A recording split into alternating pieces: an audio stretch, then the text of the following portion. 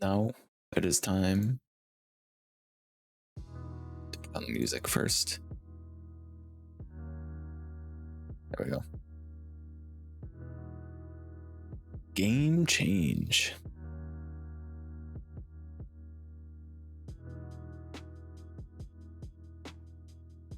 What do we call it? I don't even remember what the levels are called. They're like bonus or special.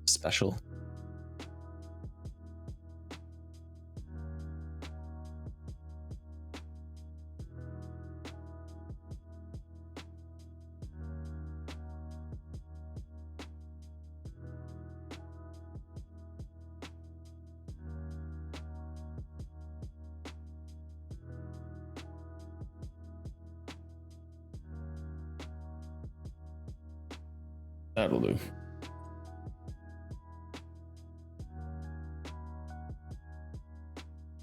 Are you guys gonna be excited to be back in Power Wash, even though we haven't been gone that long from it?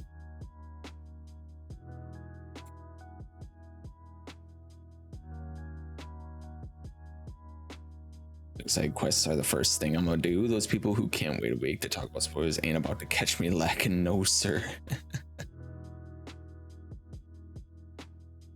Shh, we got special levels. Hello wishes from the dream machine. Yeah, I kept saying that. I was like, man, everywhere I go they keep popping up with dream machines, and you're like, what are dream machines? And I'm like, they're like these little like special levels that give you stuff, and then every time I found one, you're like, what are they? Powerwash get an update? Not recently, but there is these special levels that we never did. Too busy chest hunting. Yeah, Char's brain is, here's dream machine, and she goes, what is dream machine? And then immediately shuts off any input from me explaining what dream machine is because she's focusing on chest hunting. We got a Mars rover, a gnome fountain, a mini golf course, and a steam locomotive. I guess we start with the Mars rover. We'll just start in the top left. Apparently we don't get any of the stuff from our career mode. They just give us certain things for it. So time to put the water on Mars to good use, as the rover needs a clean. Imagine you go to Mars. You send a power washer to Mars. You use the water on Mars to clean your rover. You get the Prime Vista 1500. I think that's like the first one you get. All right, let's do it.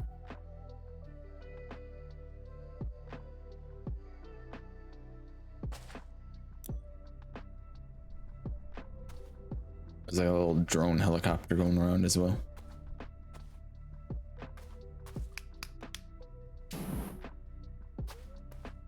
Get back here.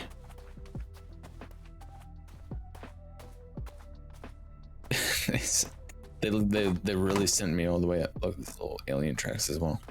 They really sent me out to Mars to power wash their rover. What's this? A mystery hatch.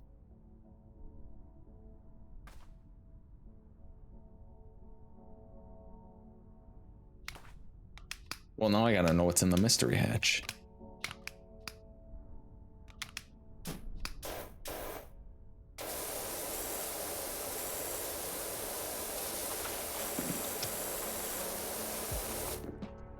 You'd think the water would evaporate before it hits the rover on Mars? I don't know. Isn't Mars like super cold? I guess it depends on where you are at on Mars, right?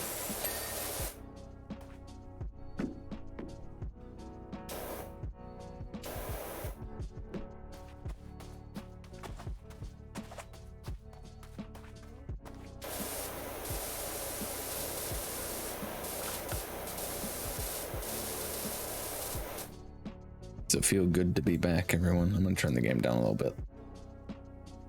That should be good. Oh, that's a little too quiet. We don't need like lawn mowing simulator levels quiet.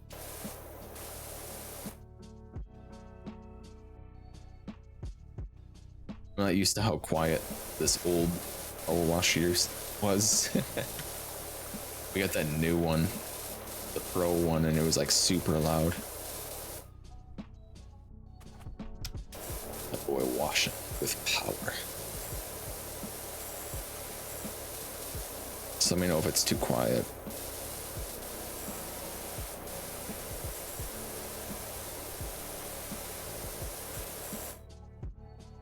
Like, it seems like it's at a good level, but I don't know.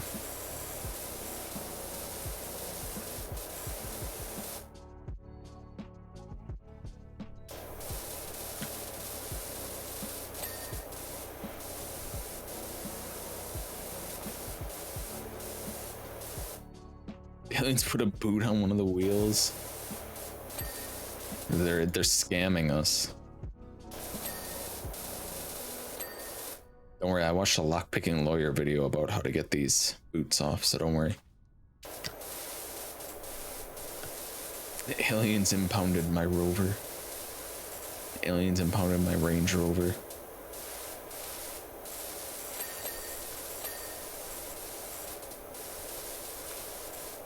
There's a lot of little intricate parts on this, huh?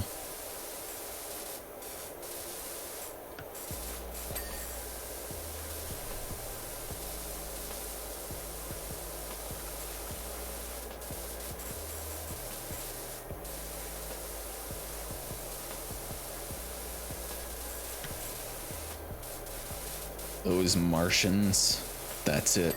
I challenged them to a basketball game. Forbid to get up. It's time to slam now.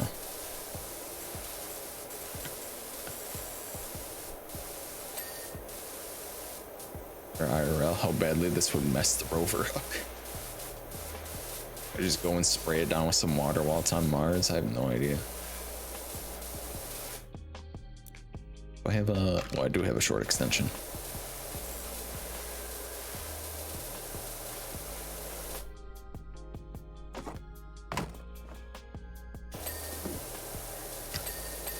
Wait, do I have, oh, I do.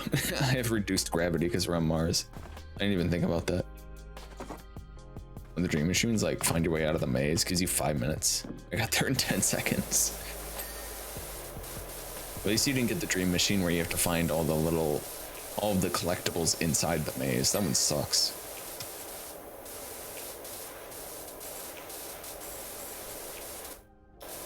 Yeah, there's also the one. There's also the one that you have to cross that bridge where it's like the test of luck or whatever. And you have to cross a bridge, but there's only one certain path of blocks that don't fall down. But if you just barely step on the blocks and then run off of them very quickly, the block will fall and you'll stay on it. So it takes like no time at all to complete it.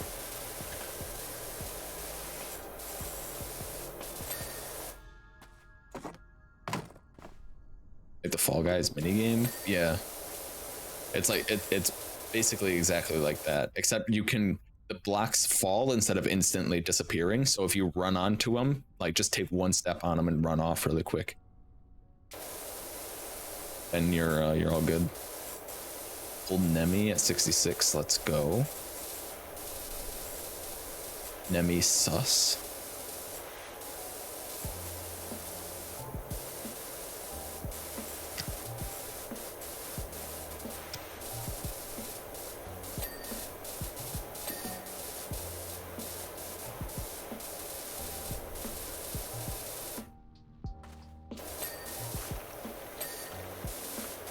Remember how they were like making her into like a major character? And we're like supposed to give a shit?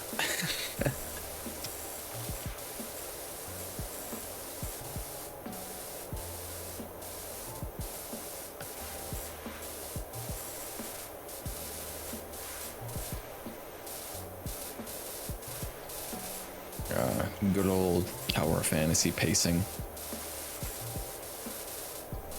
Were they? Yeah, if you go a little bit further into the story, it's pretty early on. It's like Shirley gets turned into Nemesis. Despite you chasing Zeke all over the fucking country, trying to get him to stop from doing it, as if for some reason you would have any emotional attachment to any of these characters.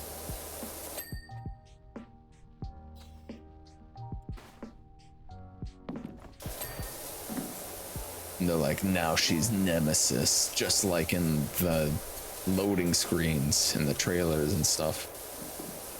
And you're like, wow, cool.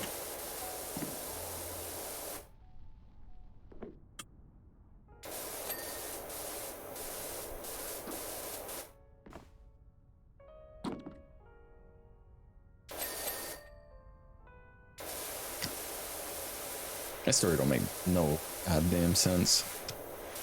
I mean, it sort of does. It's just not told very well.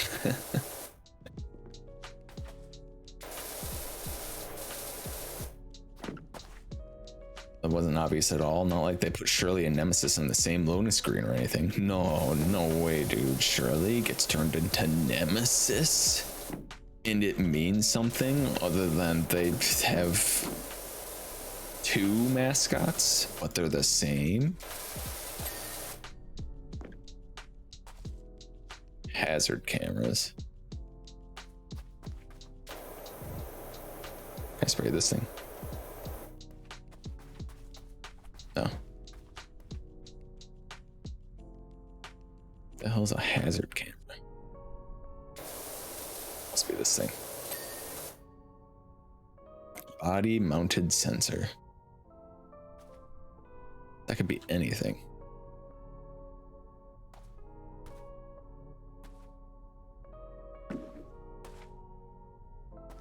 Yeah, when I was watching Past stream it, and you got to the part where you go to Hycros, and there's like bombs, and they just try to like randomly. Oh, there's a sound set right there. There we go. They just randomly like make it like super tense for no reason, and you have no idea what's going on. It's so stupid. Like, yeah, you used to be an executor. You got amnesia. Oh, I was an executor? What does that mean? Don't worry about it. Well, if I worked for you guys, can you give me something? We'll give you the ability to upgrade your suppressor. How about that? How does that sound? Oh, okay. Also, we need you to track down this ghost type thing that was here. Also, there's bombs. Quick, defuse the third bomb. The third bomb. You gotta defuse the third bomb. There's only 20 seconds. Oh my god, everything is exploding. Franz is falling. You have to save him. Oh no, the bomb went off. Quick, grab that time orb and go back in time and defuse the bomb. So anyway, those are the 3 bombs defused. We're heading out now. We'll see you later. Here's a motorcycle.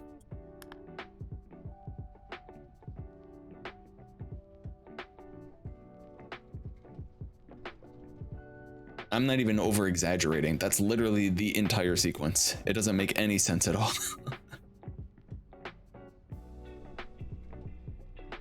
Anyway, that was the Mars rover. Did you guys like the rover? Pretty cool, right? Up next, we got the gnome fountain. Ooh, we get the Urban XU2 with cleaning liquids, as if we're going to be using those.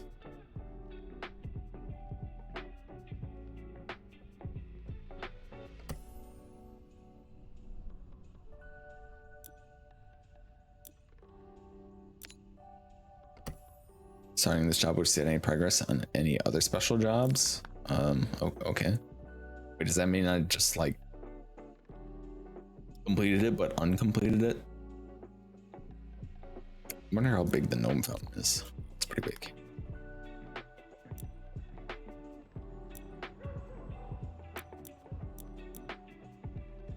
Interesting. Okay.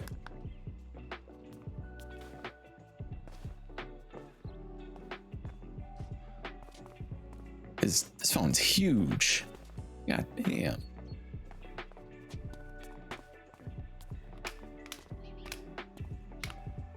Yeah, that's that whole thing. Bigfoot strikes again.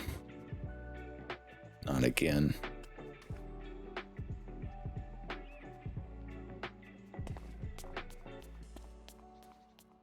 And then you just spend the rest of, I don't know. I didn't get super far into it, but you spend so much time trying to chase Zeke down. Like, don't go with them. They're evil. And he's like, stop following me, okay? I know what I'm doing. Leave me alone. No, Zeke, they're evil. You can't do it. They're evil, Zeke. He's like, go away. I'm gonna save my sister. They're evil. Like, what? Why do we even care? My hoodies arrived also. The washing machine is unhooked, so I can't wear them. What the frick? Sometimes the shipping be like, I'm gonna be instant. Next it's like, we take a month. We go to Illinois, and then we go to New Jersey, and then we go back to Illinois.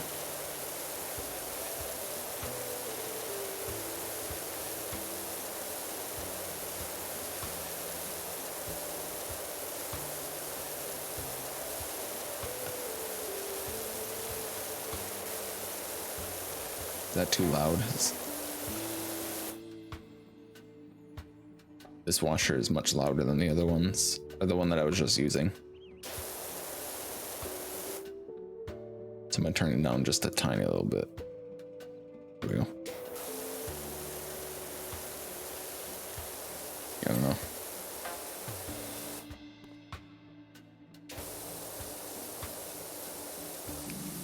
I was not sold on the story. None of it made sense to me. There was no stakes.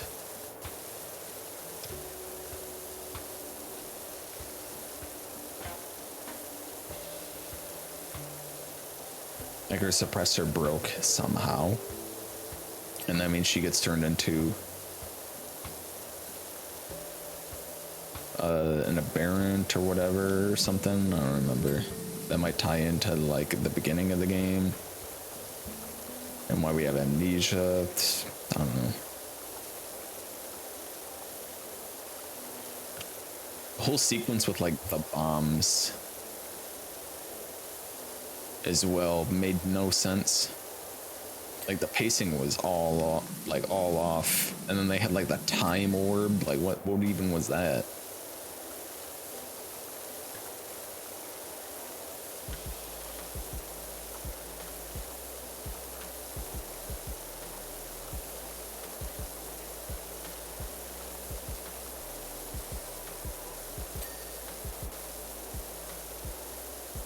Then you go to Bangus, and then you take a intended like defeat from that one girl that's with Zeke, which I was way too high level for. Like I was way too strong for that fight. Like I didn't even realize that it was supposed to be an intentional loss because I got her to like her last bar of health and I was just beating her up, and then after a while I noticed that her health wasn't even going down anymore, and I was like, what is happening? And then she hit me for like 200,000 damage in one hit. I'm like, oh, this is supposed to be intended loss.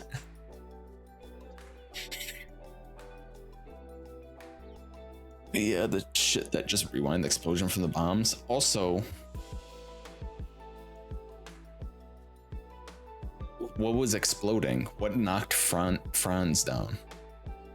Were they under attack? What was the explosion that knocked him down and made it so that you weren't able to blow up or like defuse the bomb?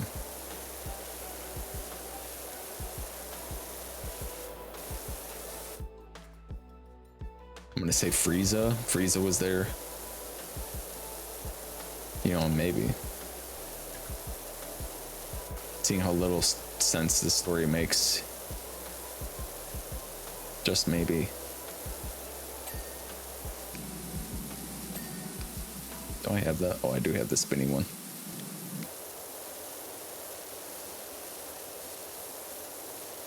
Easy. Yeah, there we go. All explained.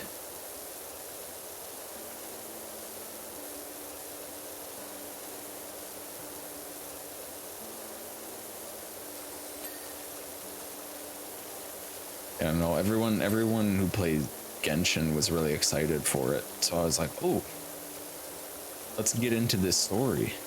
Because everyone's just like, oh, I don't know if I can handle another story right now. I was like, all right, let's get into it. And then I like up until that point. Like I was giving it a pretty good chance until like the beginning. Like the beginning, I felt like the pacing was really bad, and I was like, I don't know really what's happening, but maybe it'll be explained later. And then we got to Hykros Tower, and the cutscene where you defuse the bombs, I was like, why is there bombs? And then the cutscene of you trying to defuse the third bomb, Franz just randomly getting shot off the tower by nothing. Like something just blows up and he flies off the tower. And then you have to use a time orb to go back in time and defuse the bomb, and then everyone just leaves. And it's like, it's all good.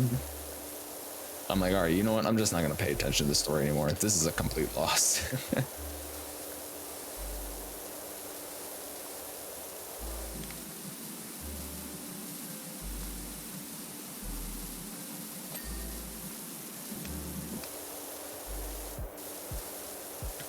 I'm just gonna enjoy the like running around and mindlessly hitting things and collecting things.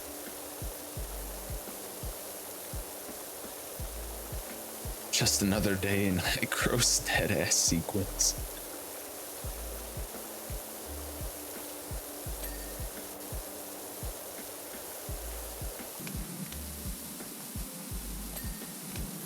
Also, like, literally every other world quest that you do in that game is like,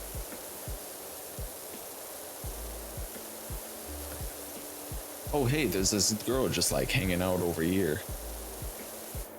What is she up to? Oh, I was sent to go collect some lettuce, but there's hyenas around. Can you go and get it instead? Oh, okay. Oh, there's another girl just hanging out. What's her world quest about?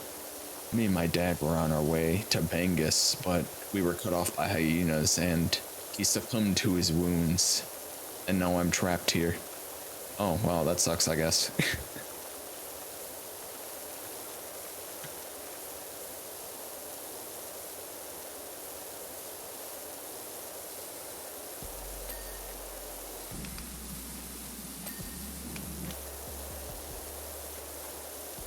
I'm just gonna start treating the game like it's Borderlands.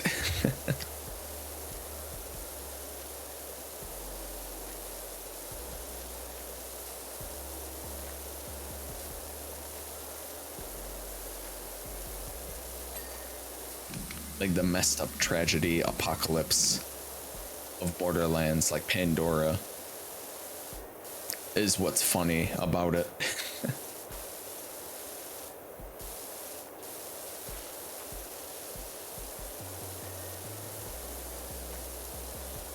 Border of Fantasylands. There you go. Some of the design choices kind of remind me of it.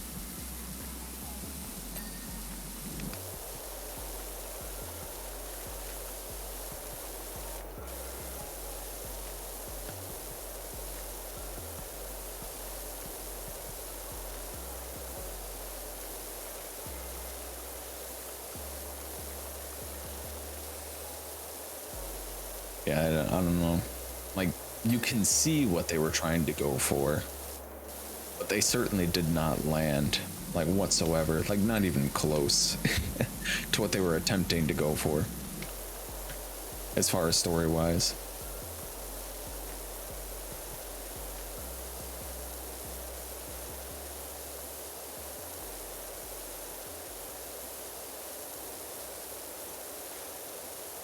Which, I mean, I don't know. For the most part is bad, but I guess for some people that's probably not a problem or even good, where they don't even have to invest themselves in the story. Like, they can just play the game and, like, they don't care about anything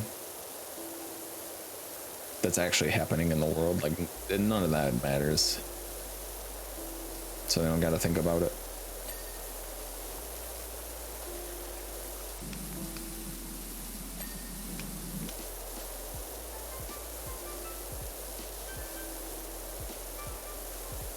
want to say they tried, but it didn't seem like they didn't. Didn't seem like they did. Yeah, I don't know. It seems like they just kind of had some ideas and then like stole some and then like threw them together into a game.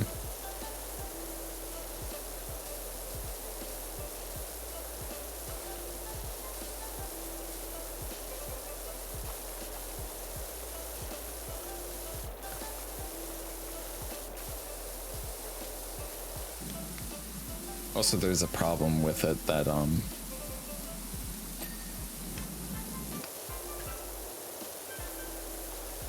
since they're entirely like weapon based as well, like the characters don't matter as much, like they pretty much don't matter at all, like the simulacra. You never get invested in any of the characters, so there's no reason that you would pull for any character other than just because you want their weapon because of their stats. You would have no personal attachment to any of the characters. And like you can unlock like DMing some of the characters, like simulacra, to get like a little bit more of their personality. But that's after you've already pulled them, and then you like have to invest gifts into them. Like a bunch of gifts into them before you unlock that.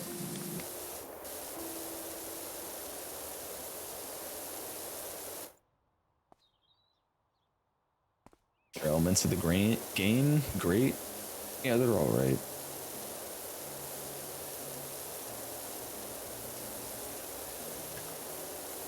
There's some things in the game that I like.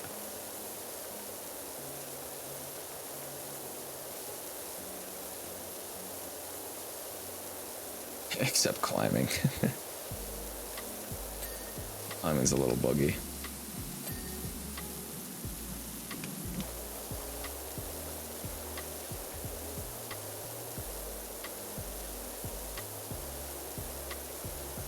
I think it could make it a little easier to get cons on shit.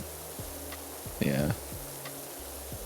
Genshin has this opposite problem where it has a really interesting story and great characters, but then they lock a lot of that really good stuff behind limited time content, so like new players will never see it unless they go and watch videos of it.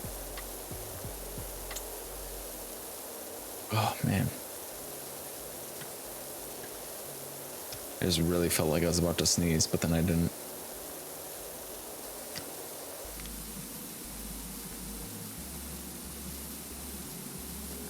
Especially for 4 stars.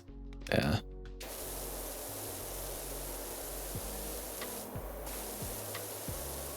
I kind of wish there was a pity system for 4 stars.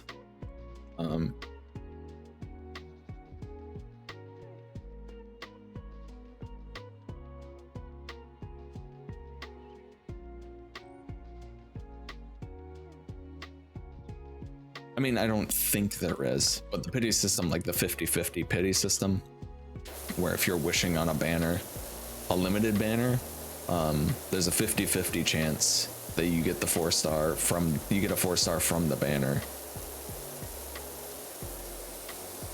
And if you don't get it, then the next time you get a 4-star from the banner, you're guaranteed one of the 4 stars from the banner. I'm not sure if that's already a thing or not.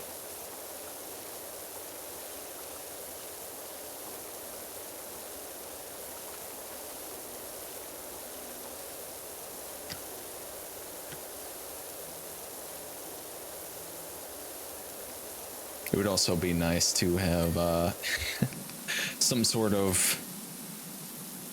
fate system, or what do they call it? Oops. The tokens thing for the weapon banner.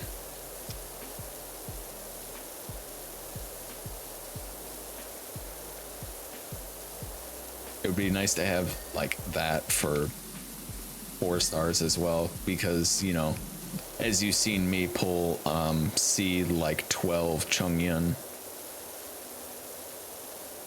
just trying to get like a single con for like Pookie or whatever. Or Heizo. I think that was the banner he was on. Me trying to get any amount of cons for Heizo. Chongyun. Well, hello there. It's me, the cryo support DPS unit that nobody plays anymore because I was very quickly outclassed in everything as a cryo unit.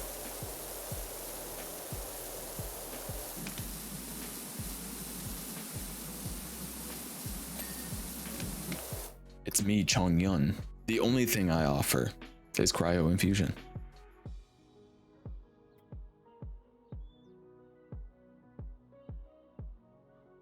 Yeah, Huma again. Very nice. You got a 4-star weapon, you guarantee a 4-star character with the next 10 pulls. Ito's rerun. Yeah, yeah, I was trying to get Goro cons. I was like, oh, Goro cons. That way I can run the full Geo team. No problem. And I'll have like the most cracked Ito of all time. And Chongyun's like, hello, it's me. The cryo unit that has been power crept and has no use anymore. I mean, he does have uses, but I mean, like, you're like, okay, I want to play Chongyun as a main DPS. Ayaka vastly outperforms him. Ganyu vastly outperforms him. Rosaria vastly outperforms him. Okay, I want to play him as like a support, like the cooldown thing, and like burst DPS. Rosaria offers off-field cryo damage and crit rate. Diona offers off-field cryo damage and healing and shields. Okay, I wanna use Chongyun as some for cryo Zhongli, cryo infused Zhongli. Oh, you got me there. You build your Chongyun for your cryo infused Zhongli. Would you like a cryo Ito during your downtime? No.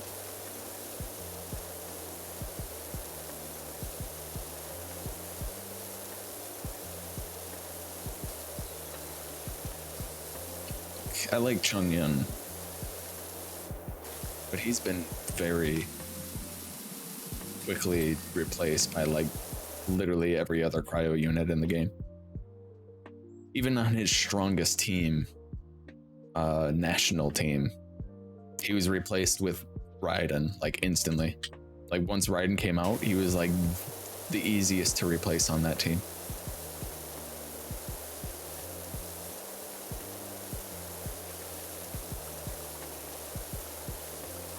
And like his skill cooldown thing, while it is nice, doesn't really contribute all that much because of your burst rotation. Like because of your like kind of burst quick swap teams, and even then, all of your other teams, like it's like you don't really get that much out of it.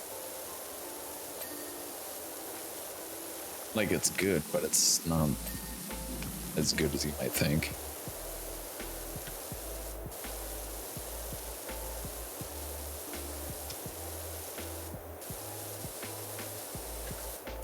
He's got style at least. Yeah, he does. At least Chongyun's got the drip.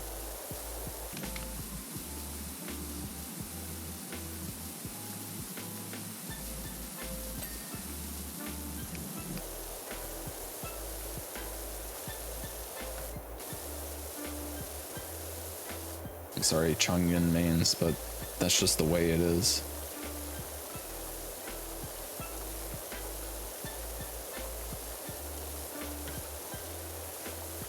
The only thing that he has going for him currently is that I believe he's the only cryo great sword user.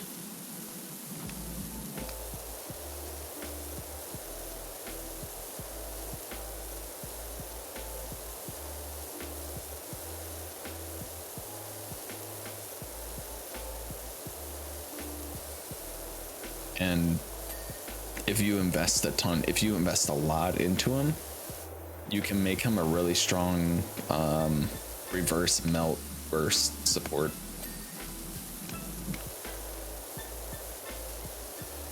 Because his burst melts on all the swords for big damage.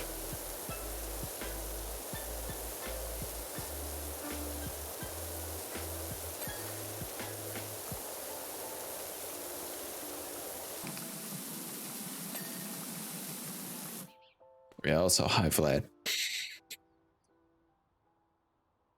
希望深喝，希望夜郎，所以让 quick stop freeze 深要成年夜郎醒着。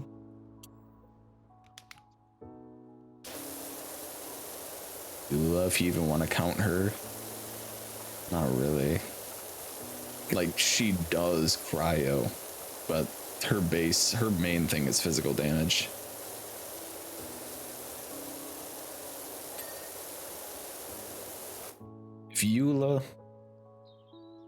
If you could consider Eula a cryo unit, she would be good on a team with Chongyun.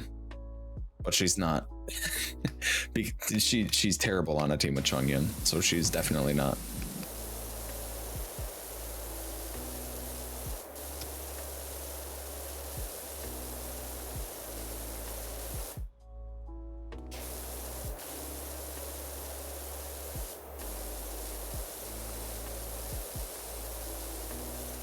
I think Chongyun would probably have way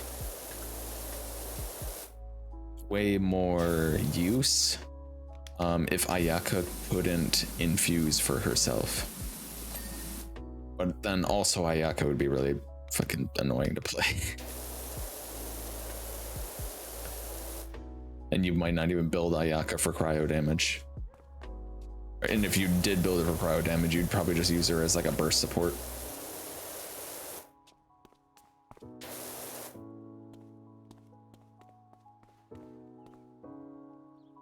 Coin, cryo only in name.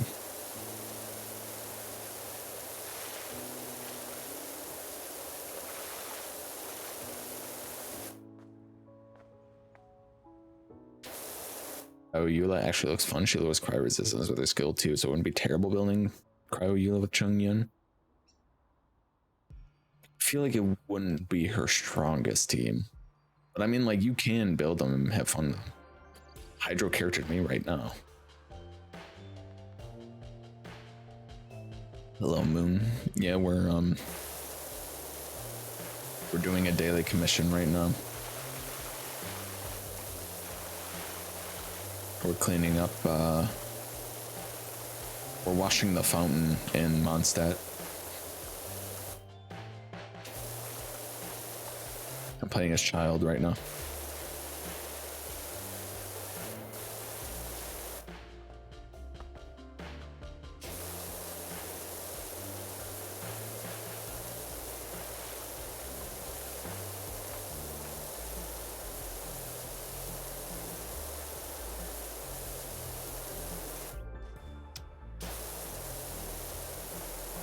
Definitely not.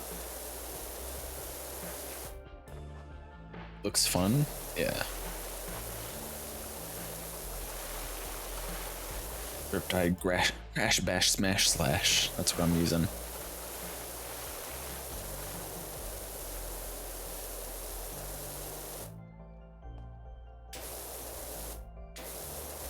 Just imagining, like, Child, like, becoming a harbinger, and then like, okay, so what are your moves? So I got the Riptide. I got the, like, okay, so what do you call it when you apply this Riptide? Oh, I call that Riptide Slash. Oh, okay. And then when it happens, yeah, I call that Riptide Crash. Which is not to be confused when I shoot them, which is Riptide Flash or Riptide Smash.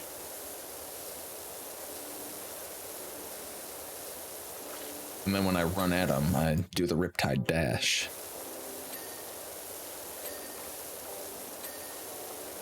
And when I hit them with the burst, That's a Riptide Blast.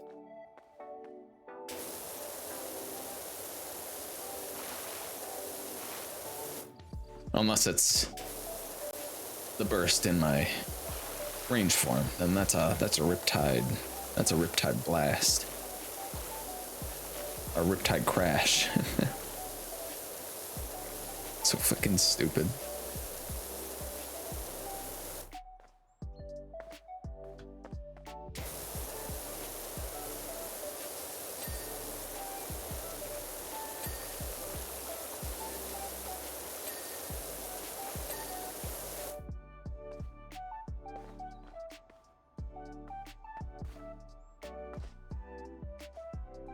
I mean, we either get that for child, or it's like literally every other character where it's like, you get the Musu no Hitachi Engaku status effect, which activates the Tenhyasho fucking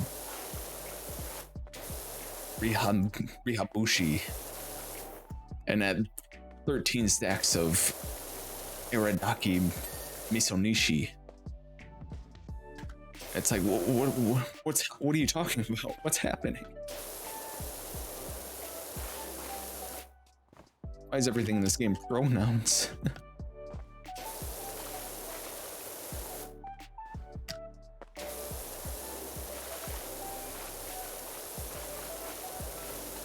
Child skills are literally just the English variation of everyone's else skills.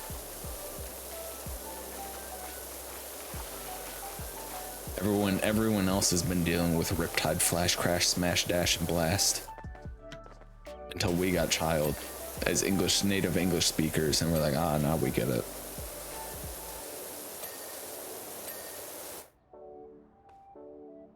Would have used Mona for this, but to each their own.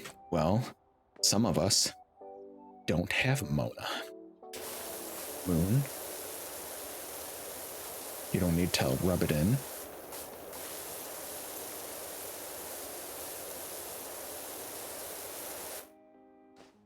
Some of us should have wished more. Some of us should have put Primos into the standard banner.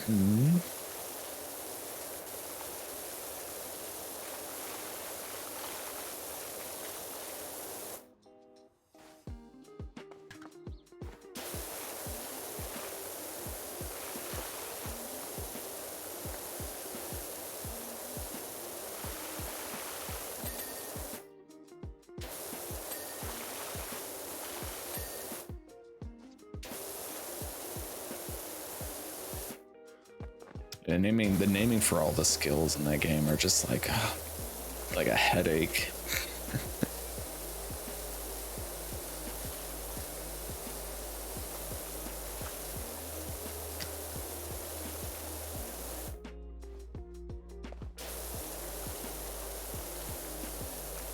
You know, it's funny, at work last night, my coworker like barely slept. So in order to help him stay awake, I talked about balancing ideas for a game I don't even play anymore, which is Apex Legends.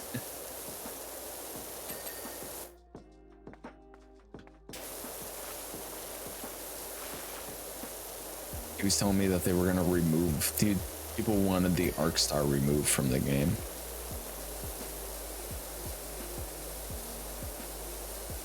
And I'm like, why don't they just remove the damage from the explosion? Make it so it does a ton of damage if you stick somebody with it. The explosion doesn't do any damage.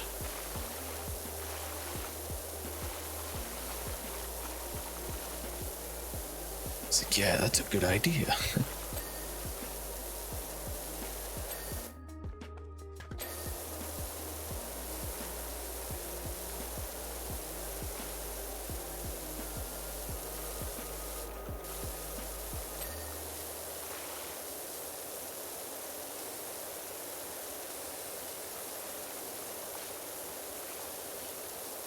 You guys excited for Tinari coming out? I don't know if I'm gonna wish for him. He's on like on one hand, you know, he's gonna be on the limited. On the other hand, I know he's gonna be on the standard banner. They're gonna add him to the standard banner as the Dendro character. But at the same time, I mean, like, I have C2 Chi-Chi, I think C2 Jean, and C1 D-Luke, and I don't have a single copy of Mona, so it's like, when will I ever get him? Probably never. So I don't know. I guess I'll see how interested I am in him when he like finally comes out. People are playing him. I can see what he does.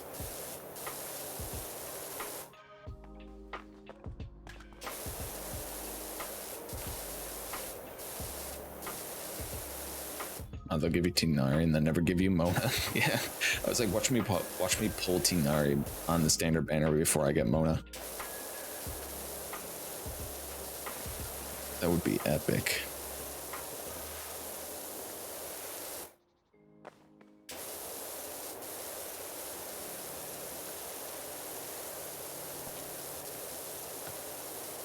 This gnome is like impossible to clean. What the frick? The same with Mum and I, but with D-Luke. I kept saying like maybe I should just build D-Luke because you guys don't get him.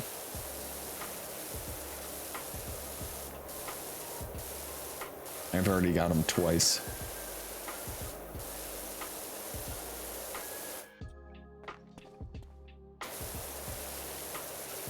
I mean, I've already got like an insane sword for him.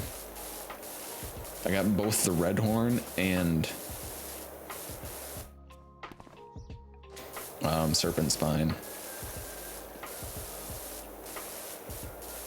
which I'm sure, depending on the artifacts, the serpent spine would probably be better.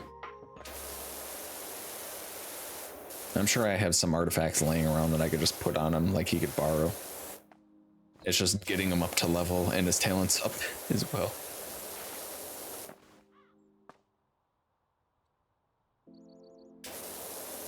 For a standard pull, he's available and he'll come through. Sorry for all the Chi-Chis. You wanted a DPS rate? Here's a Dendro one. Great. Chi-Chi is my DPS though. I got the strong constellation for her, the one that makes her stronger.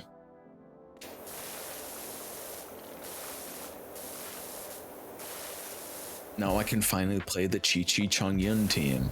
I see what Mihoyo was trying to tell me. As long as they have cryo on them, she does 15% more attack, normal or charge attack damage. And Chongyun, who I have C6'd, right? It's all coming together. I was just blind. But now I've opened my eyes. I've made a revelation. They just wanted me to play Chi-Chi Chongyun.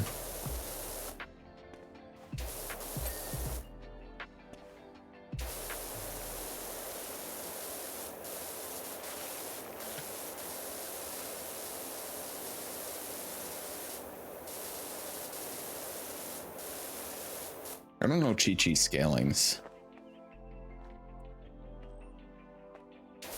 Like, I don't even know if you were to level up Chi-Chi's like attack talents, if she would even be good. I just know that she scales on attack already, so like maybe it would work out anyway. Like that team probably would work. You would just have to very heavily invest in both of them.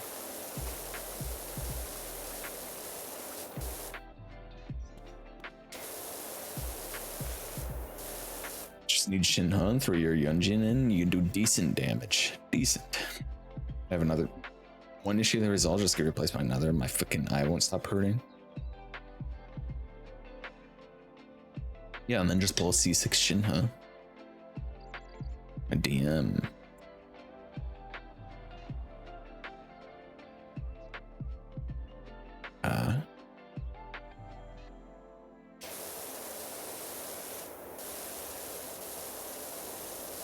I hope your eye recovers very quickly. At the very least, you don't have like a splitting headache from a migraine, right? afternoon, you cuties. Hello, Mel. Mel just in time for the psh. Well, not just in time. In fact, she's about 50 minutes late, but for the psh. But, you know, just in time. No headache now, I guess that's good. To start.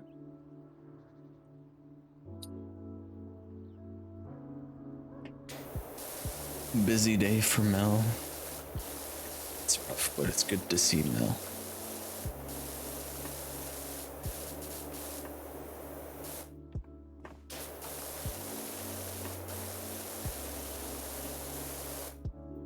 You have a rat riding your shoulder? Like Pikachu? Yeehaw. Hello, Jenny. How do you do?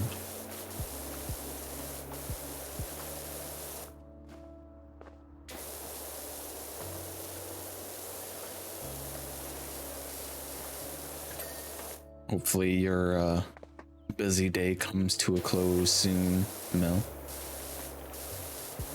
And it's at least a good day. Madge. Somebody remembered the commands.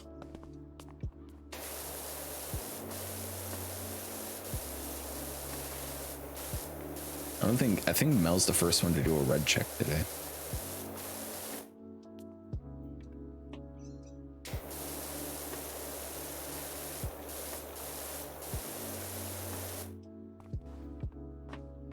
%, yeah, just there you go, add them together. And then add another 15% on top of that for Vlad Mel resonance. Then you have 100%. Easy.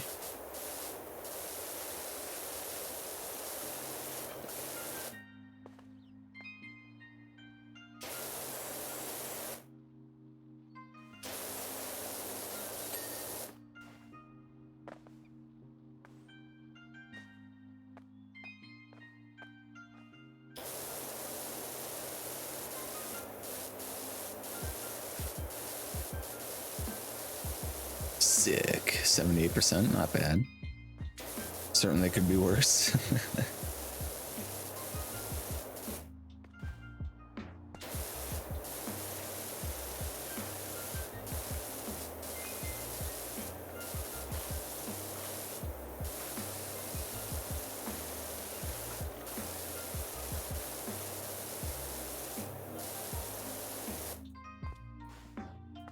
Man. A little disappointed in my work. I was just thinking about how I have to go to work tomorrow. I asked them for as much time off as I could for these 2 weeks. And then they scheduled me for 4 days this week.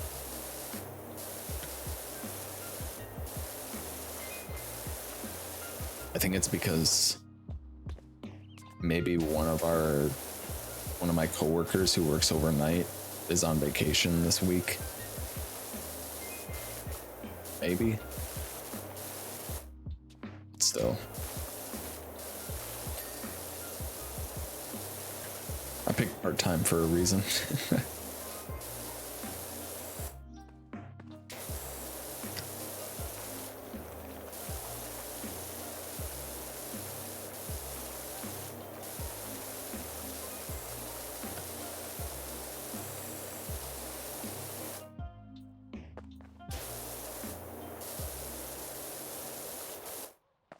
And oh, missed my low gravity already.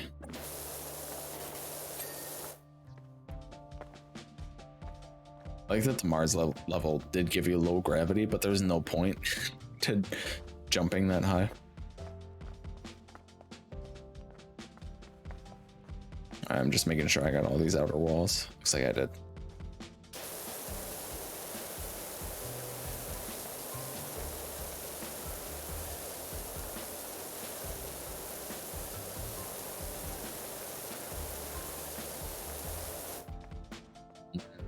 I think maybe we just do these by section, so it's not as hard to look at me running around in a big circle.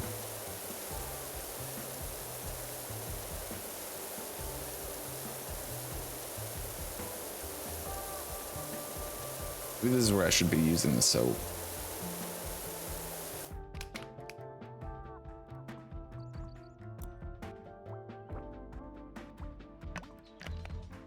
Apparently this is stone. I don't really like using the soap nozzle. It's not very good, I feel.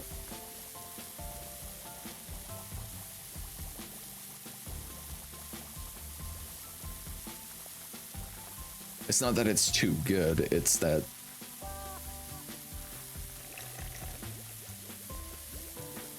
it's still not very good at what it does. It's supposed to do.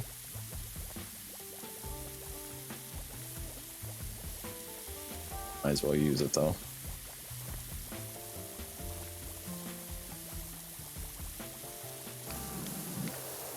Go back to the pharmacy and get some eye drops.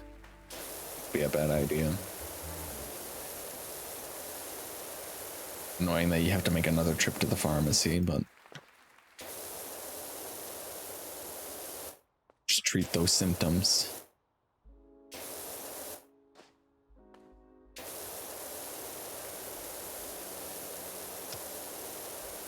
So you feel a little less depressed.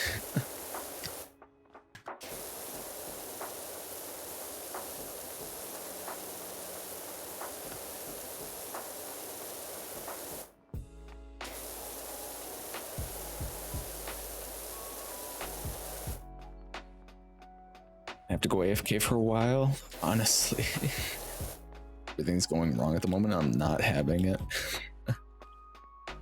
Yeah, if you need to go back to the pharmacy, get eye drops. That'd be a good idea. Don't worry about me. I can take care of myself. I'm a big boy.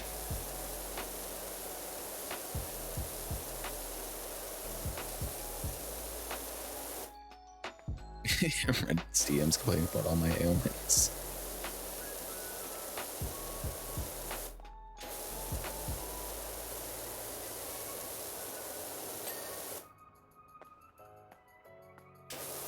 You'll be alright.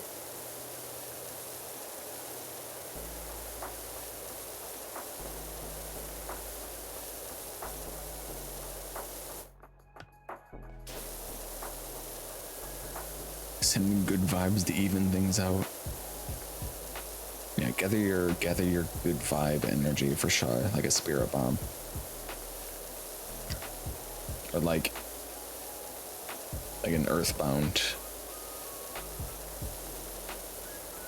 When you're fighting Gygus, everyone's like praying. I've never played that game.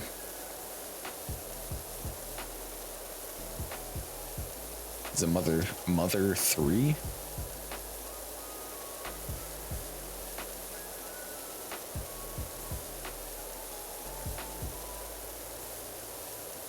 This funky little retro game that's weirdly really dark at times. Kinda keen to go outside though because it's sunny. It's been raining for like a month. Yeah, go outside. Go outside, get some sun. Get some of that vitamin D. Vitamin D's nuts. Got it. Ever finished any of the Earthbound games? Remember back in the day when everyone was just like, whoa, isn't it so creepy how Gygus from Earthbound is like kind of like fetus, kind of looks like a fetus. That's creepy, right? And yeah, it is creepy. That entire final boss is really creepy.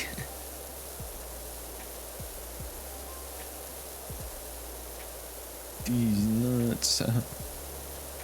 Thank you for the look, Shar.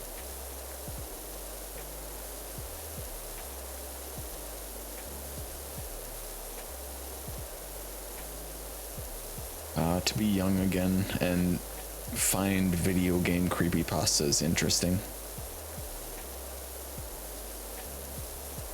Like that old Godzilla one. which had the weirdest and like dumbest ending ever.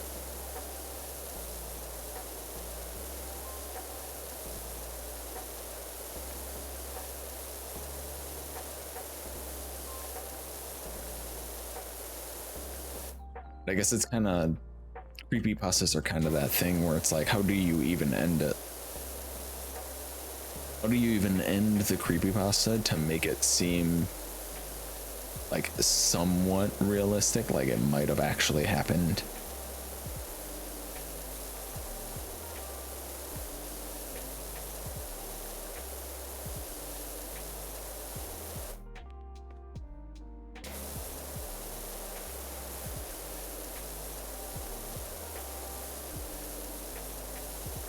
The art for it was really good though.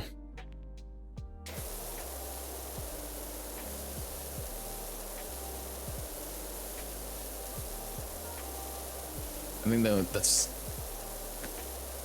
I think the thing about the creepypastas, the old creepypastas, was like that the analog horror aspect of it. Like you're reading a spooky story, and then sometimes the good ones will have good creepy images or even videos attached to them.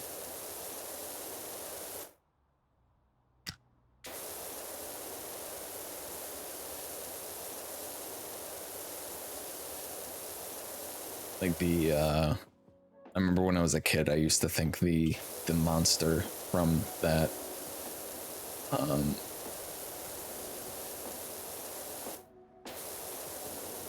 Godzilla one was creepy. Oh man, he's kind of spooky. It's like this flesh cryptid monster thing.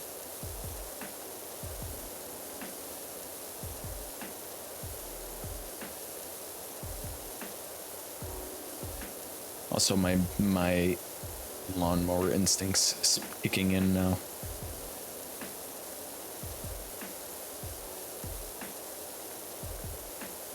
As I washed this thing like I was mowing a lawn.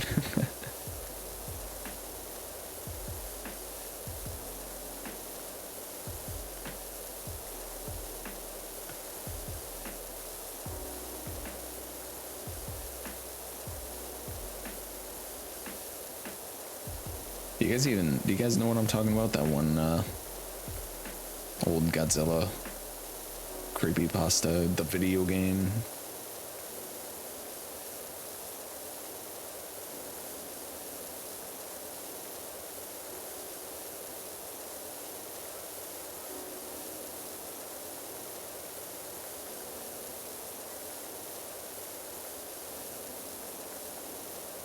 Come on, man. What? No ding?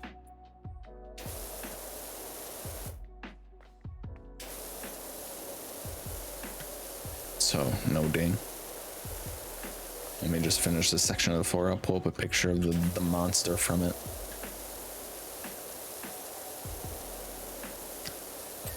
There we go.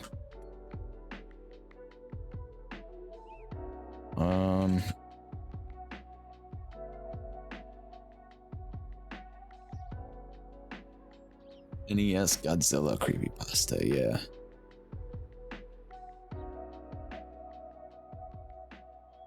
The most disturbing creepypasta of all time.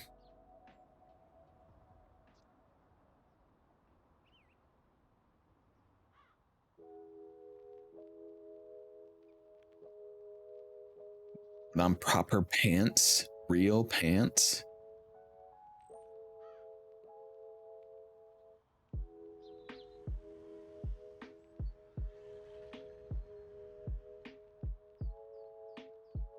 Trying to find a good picture of it. I guess I could just do the content share. Opera GX, do you really have to be like, I'm gonna make a loud ass noise every time you start up because there's a new update? Because Opera GX updates literally every 2 days.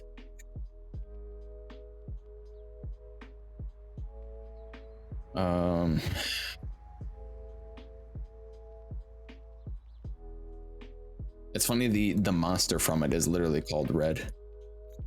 Yeah, this is the thing. What the hell is that? What is that drawing? Yeah, when I had like the artwork that came along with it, like that, it was pretty good. I remember reading this. Oh man, how long ago was it? How long ago was this creepypasta made?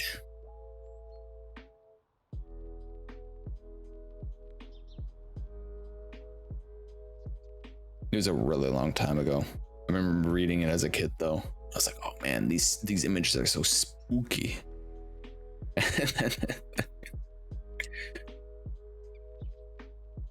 had this image as my profile picture on some things for a while. Still the best, 1973. So weird. Such a weird break from the rest of the creepypasta. It made no sense.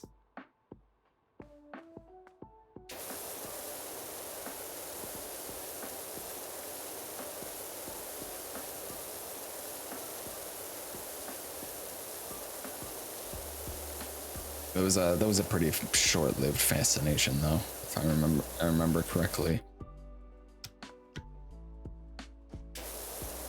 With the old creepypastas. Because then I got into like SCPs and then like analog horror that was actually well done.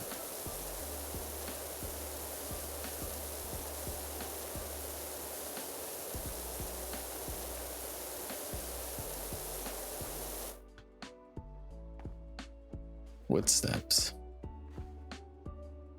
How far out can you go here? Not very. It's like a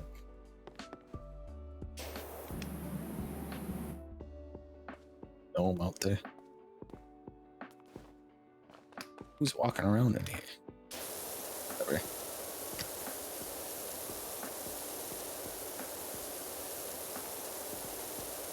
Ah, the good old days. On Halloween, I'll still sometimes watch like that kind of stuff, like the analog horror, maybe like SCP stuff or spooky stories, although they don't really have that much of the same effect on me anymore.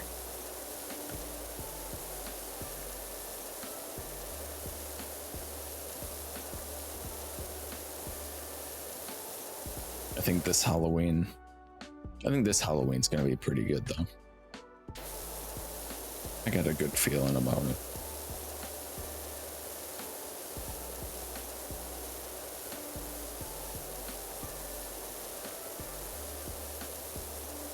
Speaking of, I can tell that the days are getting shorter. Like, when I'm leaving work now, I have to turn on my headlights on my way home. This is getting like darker and darker every day that I leave. Slowly getting colder. I can start wearing my sweatshirts. Wear my merch sweatshirts. I think I have more sweatshirts than I have like short sleeve shirts.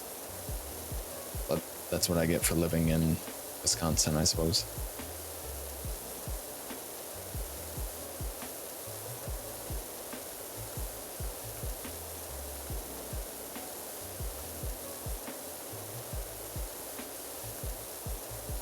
I was actually expecting this time of the year to be like unbearable, like the unbearable heat. But we actually had a heat wave in like June where it was like super hot. But then like mid-July until now, it's just been like pretty nice temperatures. Like it's been a really nice summer.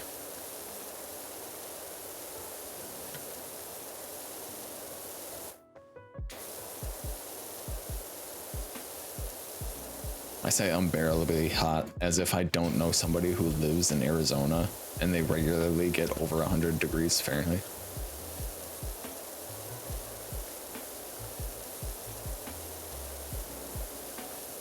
uncomfortably warm, I should say.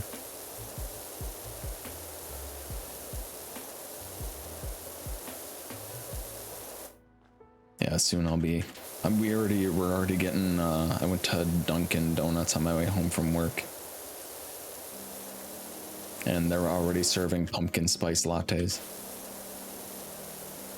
So the season is almost upon us. We still got a little bit of summer left in us, but like once we get to like September and onwards, it's all autumn aesthetic, which I'm not opposed to. I think autumn is probably like the best time of the year here.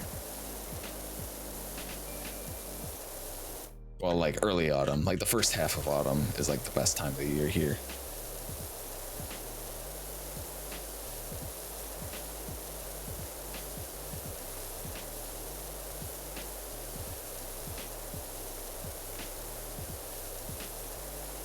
All the trees turning red, orange, and brown, which, I mean, you may guess are colors that I enjoy looking at. I start wearing long sleeve shirts.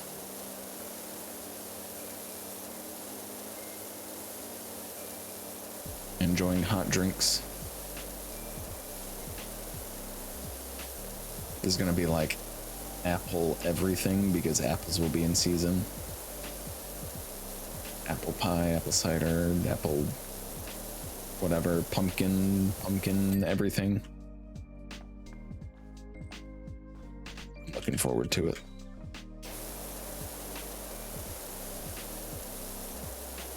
I've been wondering what's like around here as far as like fall festivals go.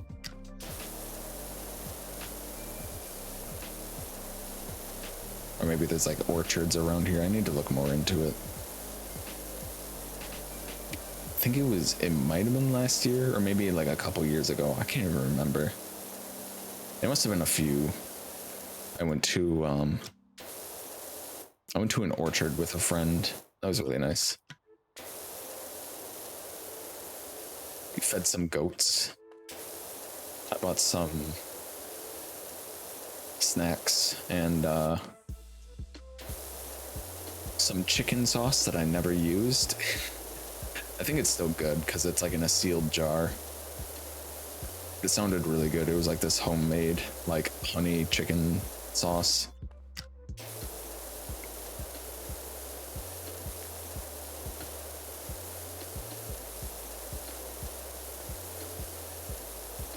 I can't quite remember what flavor it was though. I think it was honey something.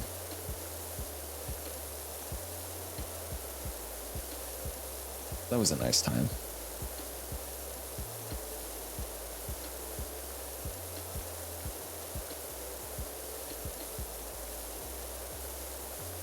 I think I'll be visiting her again pretty soon as well.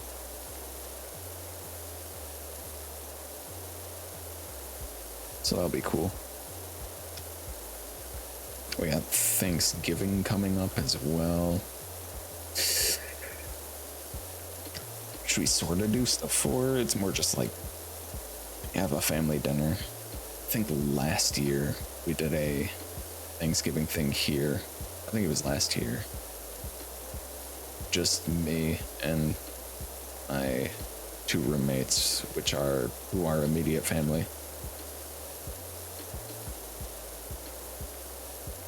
And we just had like a big like turkey dinner and watched a movie. In fact, I think it was the Sonic movie. When did the Sonic movie come out?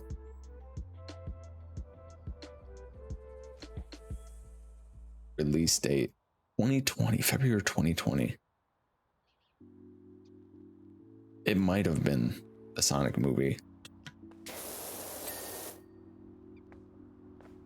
Was it? I don't remember what we watched. I feel like it was that though.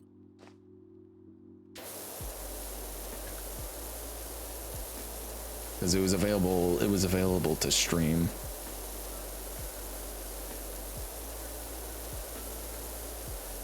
And funnily enough, Sonic was the worst part of that entire movie.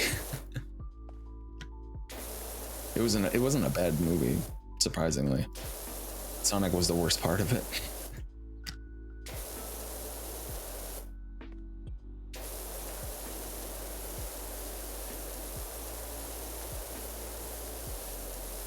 Want to feel better about working tomorrow? My mom's making me go to therapy with her tomorrow. Why is she making you go with her? Sorry for the delayed reply. My rat was sleeping on my arm. Can't disturb the rat.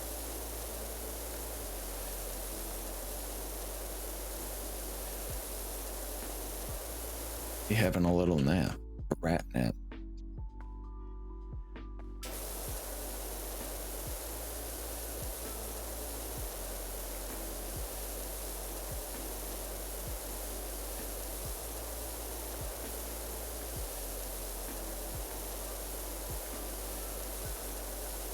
Yeah, I got work tomorrow and the next day, which is very annoying because I specifically asked them to never put me on Wednesdays, and then they went ahead and did it on the week that I asked for the most time off that I could have. So not only did they schedule me 4 days on the week that I asked to have as much time off as I could, they also made me work on a day that I specifically requested that I don't ever have to work. So very cool of them. She's marginally neglectful when I was young, and she's trying to justify it. Pretty sure she thinks the therapist is going to take her side.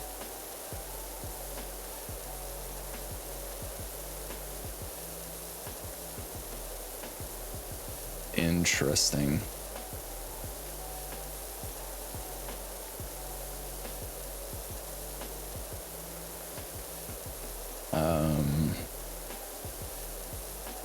Might be good for her to hear that the therapist probably won't do that. Maybe spark a little bit of self-reflection. She met at couples therapy. She was alarmed when the therapist said she was the problem and immediately said the therapist was a fraud. Is it I who is the problem? No. Therapist is just a crock job.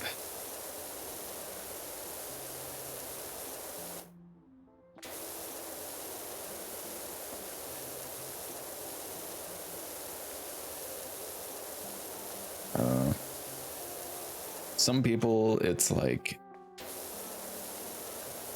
they can never be wrong, no matter how many times people tell them that they're wrong. Some people, it seems like that, but then after a while they kind of catch on that they're the common denominator and maybe they're the problem.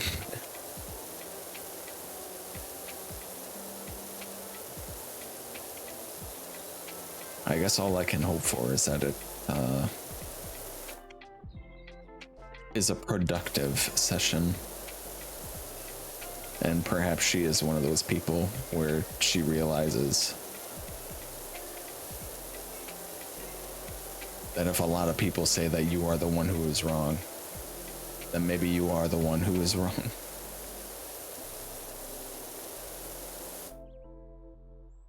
She was recently gone off her bipolar meds, so that's great.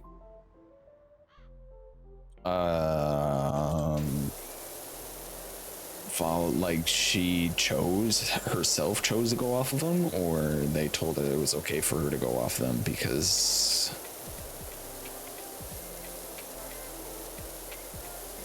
isn't that kind of bad to go off those unless you're directed to? Crazy victim complex. Great. She went off them because she felt fine.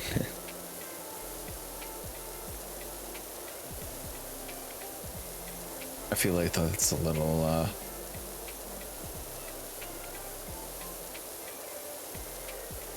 what's the word for it? Like the reason she feels fine is because she was on them.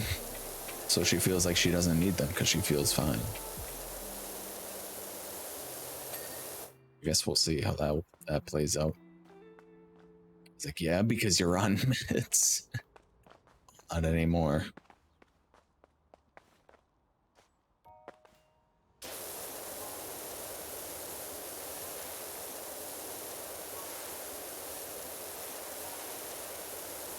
Sounds stressful, but I hope it's a productive session, at least. I know some people can be pretty hard to change, but not impossible.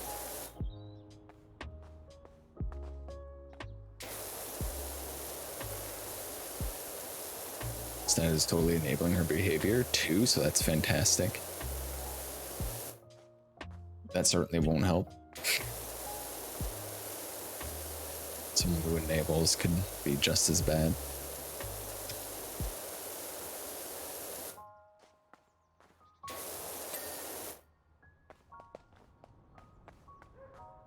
Just get these ramps.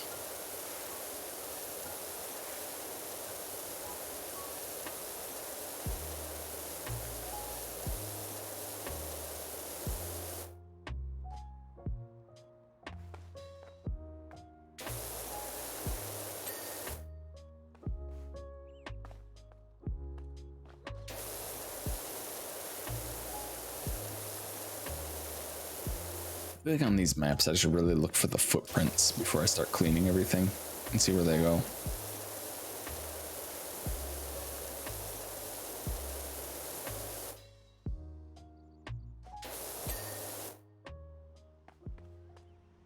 Alright, outdoor wall time.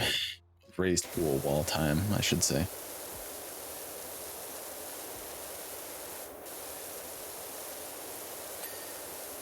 Ding.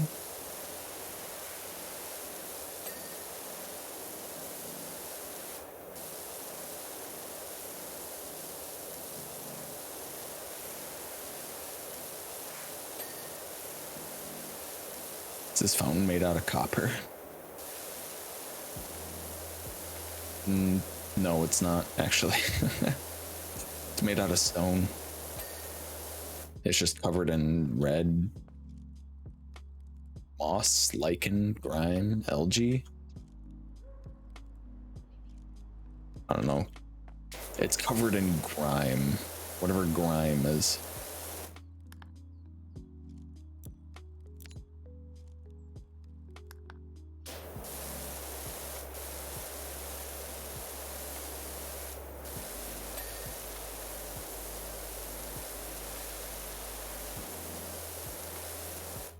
Sometimes you just gotta get a little grime on you, you know, get a little grimy.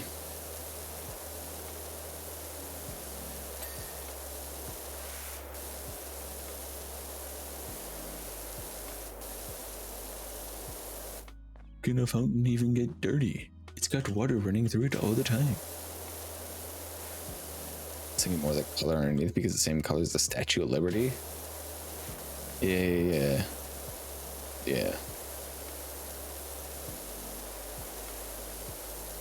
That would make sense. It's just green stone though. Oxidized copper.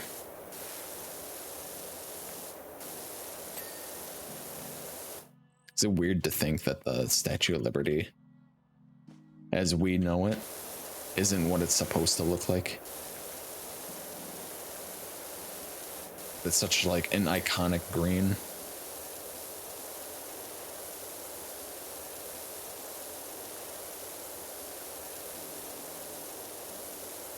We should go out there under the cover of night and power wash it back to its former glory, just like in Power Wash Simulator, and then everyone will wake up to a copper colored Statue of Liberty.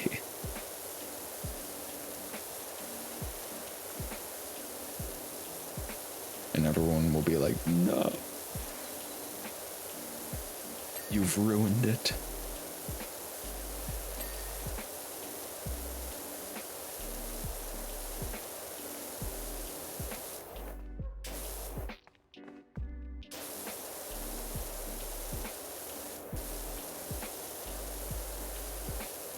I don't even think, could you even restore it at this point? I don't even think you could restore it at this point to its original color.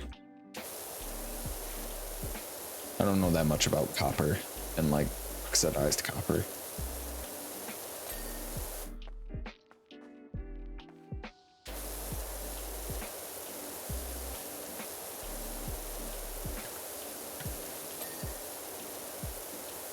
Could if you buff the hell out of it?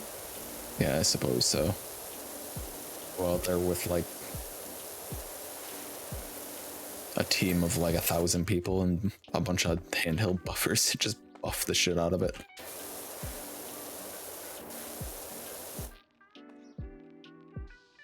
We'll paint the Statue of Liberty pinkest pink to flex on the bean in Chicago.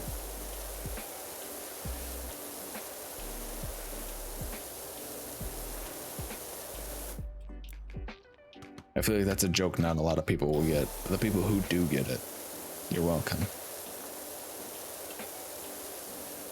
For coming up with a very clever and funny joke that only you got.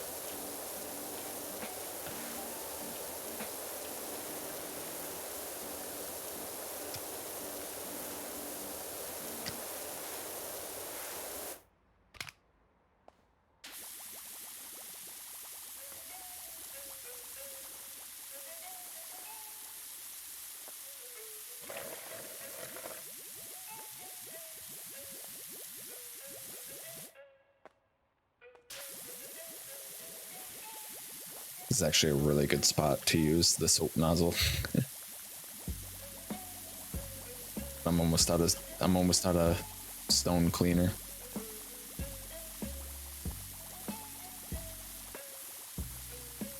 No, it's gonna run out.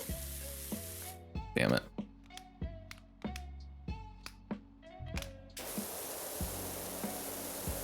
Well, it was nice while it lasted.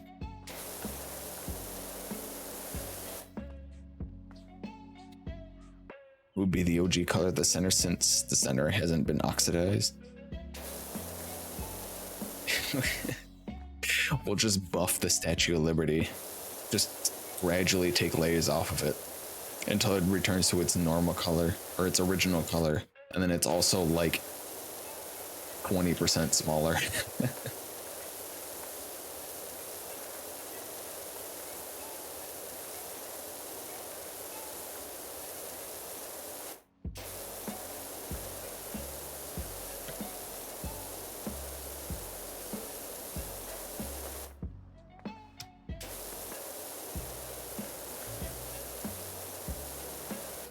I would prank him, John.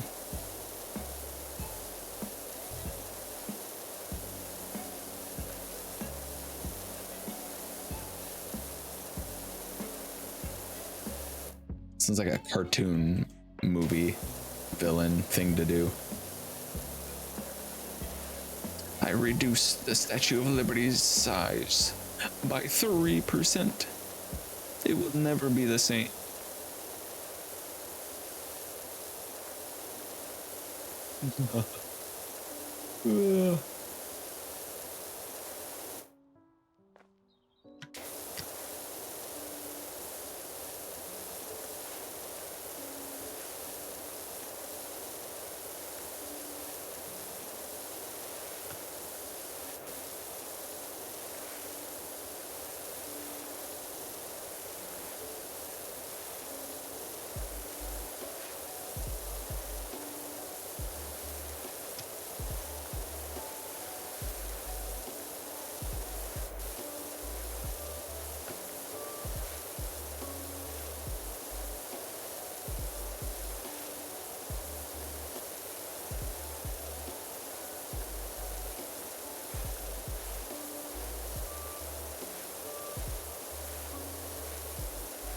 You know, it's a weird national monument that I don't really think about.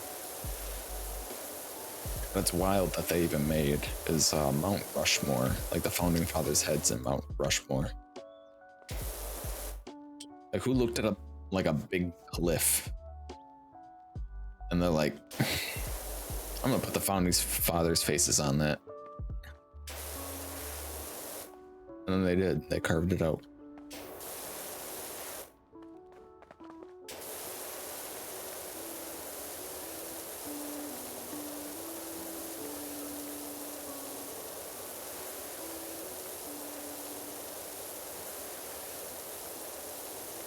Never even seen that.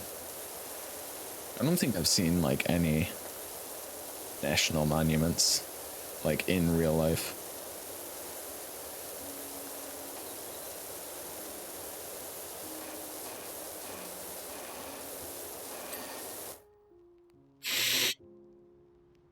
I'm trying to think of any, but I don't think I have.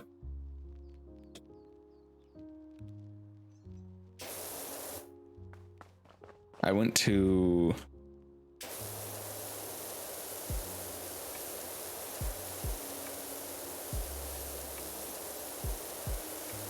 I can't remember the name of it.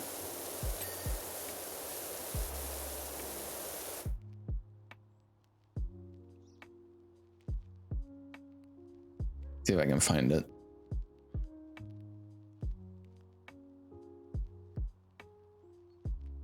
Metropolis, that's it. Superman's hometown. I've gone to Metropolis, Illinois. One that's got the big Superman statue in the middle of it.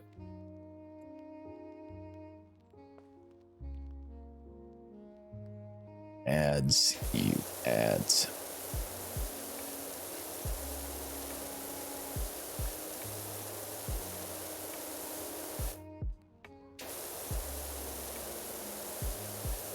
Back, welcome back. Sorry, anybody listening to this stream for ASMR purposes. Twitch ads just be like that. Anyway, I was saying I've been to Metropolis, Illinois, the one with the big Superman statue in it. That's like hardly a national monument. In fact, it's not a national monument at all. So in Canada, our monuments are like giant loony and a giant Muskoka chair. out here in Illinois, world's biggest fucking rocking chair.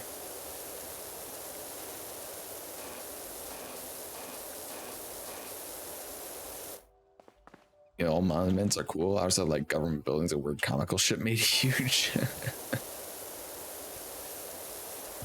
Yeah, I would prefer weird comical shit made huge over like the Washington Monument, which is just like a stone pillar.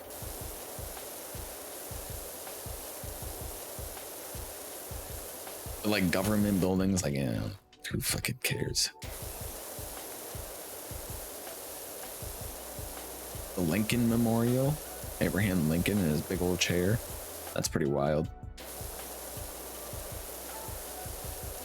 I can't wait to see when they activate him.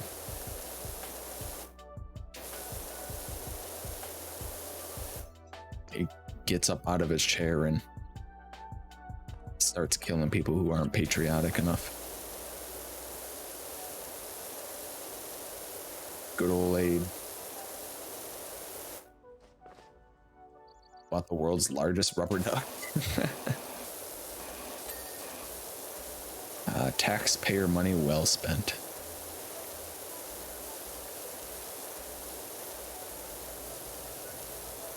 I think the Prime Minister just saw it and was like, I want that. Make it happen.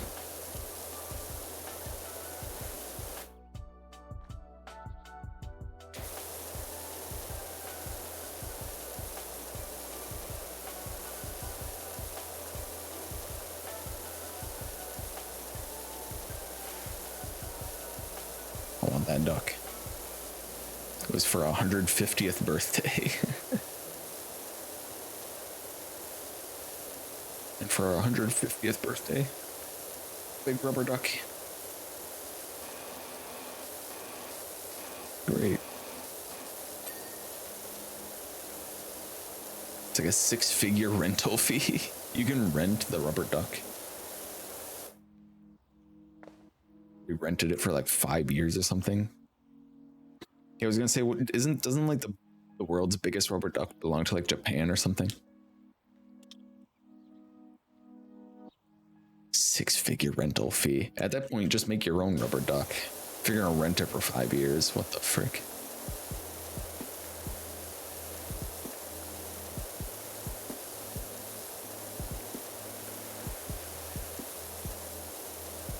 Made by a Dutch artist. Ah, I see.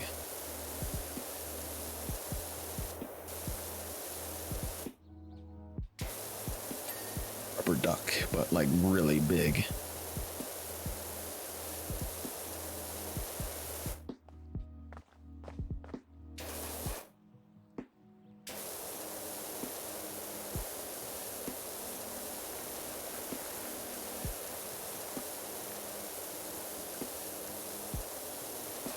Interesting rental.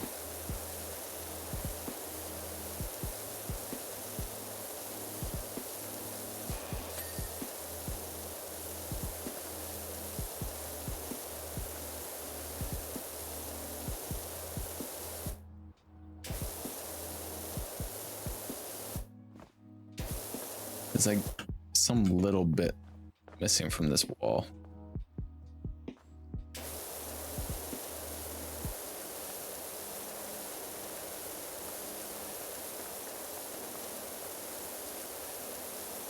I guess I'll just keep going over it until it eventually clears. There we go. Like that. Just like that.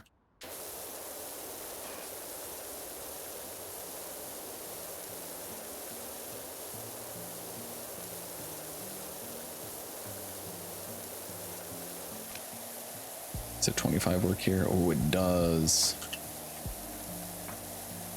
It does work. I doubt the 40% works. 40% doesn't work like anywhere. Look at this shit.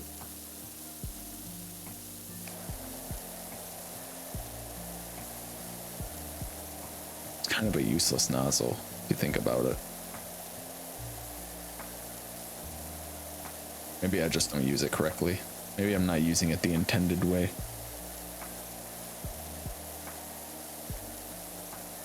No. How could I be wrong? I'm never wrong.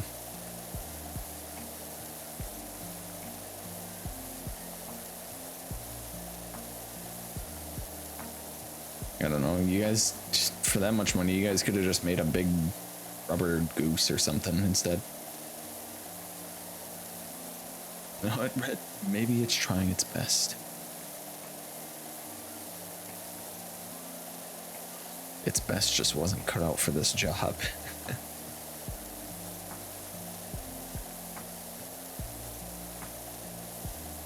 It's like beyond the first couple of levels. I just never touch the 40% ever again.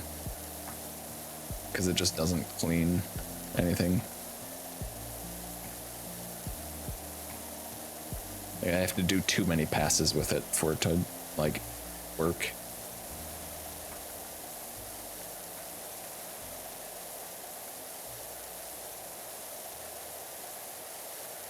I actually like geese. We call them cobra chickens. Yeah, it's like that one video, the guy with the air horn, he honks it at a goose. He goes, "Get fucked."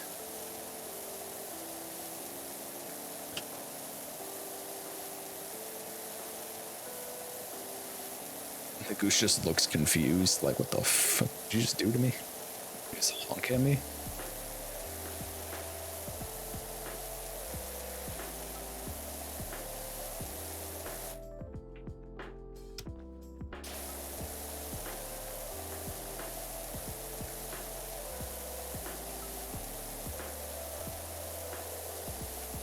Some cobra chickens.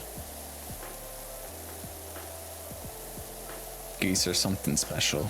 They are, I don't know. The little bastards, but somehow not as bad as swans. Geese will fuck you up if you get hit by its wing when it's trying. It can break your femur. All the sharp teeth, yeah, they do.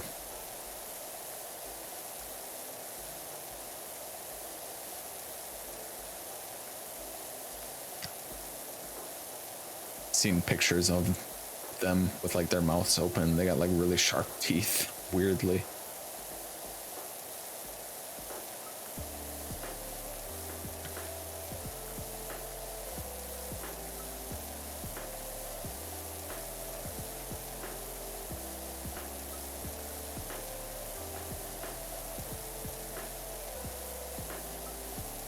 They're like really territorial as well. Which is why you always see those videos of them like chasing after people.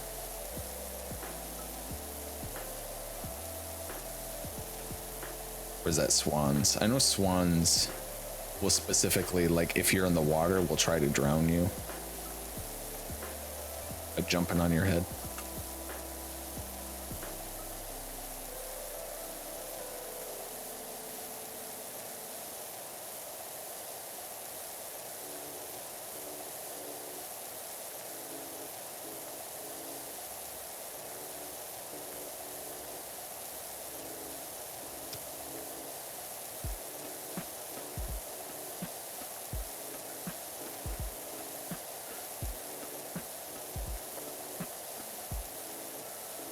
They're super territorial. Yeah, I thought so. If you get close to where they consider their place, they just start chasing after you.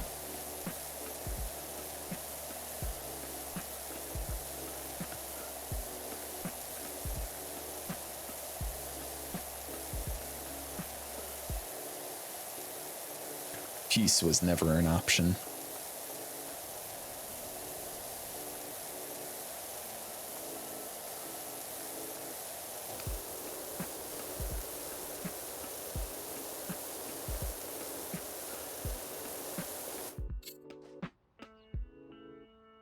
So while they're a menace to society, we aren't allowed to kill or relocate them because they're a national animal.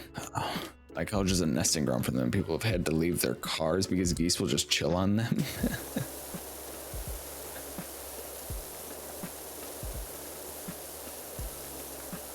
They'll get in trouble if they grab the goose by the neck and throw him. Get out of here.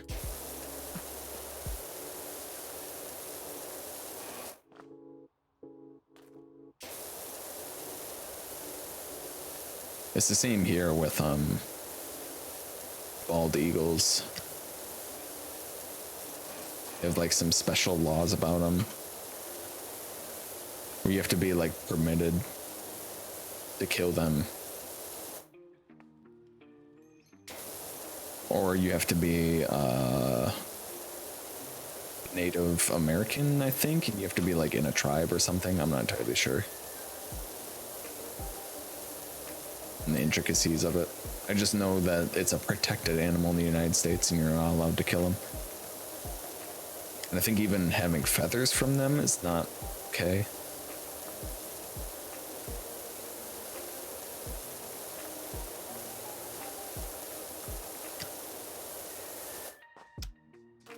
These bald eagles are endangered. Geese are everywhere. Yeah, at least they're in, like, well, we say at least they're endangered, like that's a good thing, but yeah, bald eagles don't really act like geese. They're not a menace to society like geese are. They just kind of do their own thing.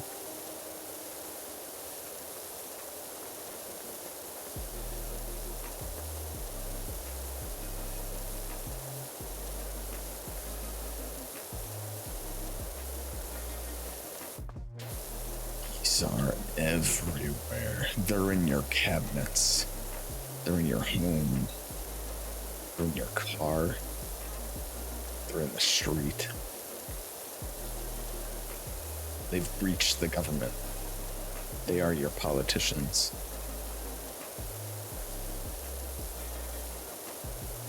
Why do you think it's illegal to hunt geese?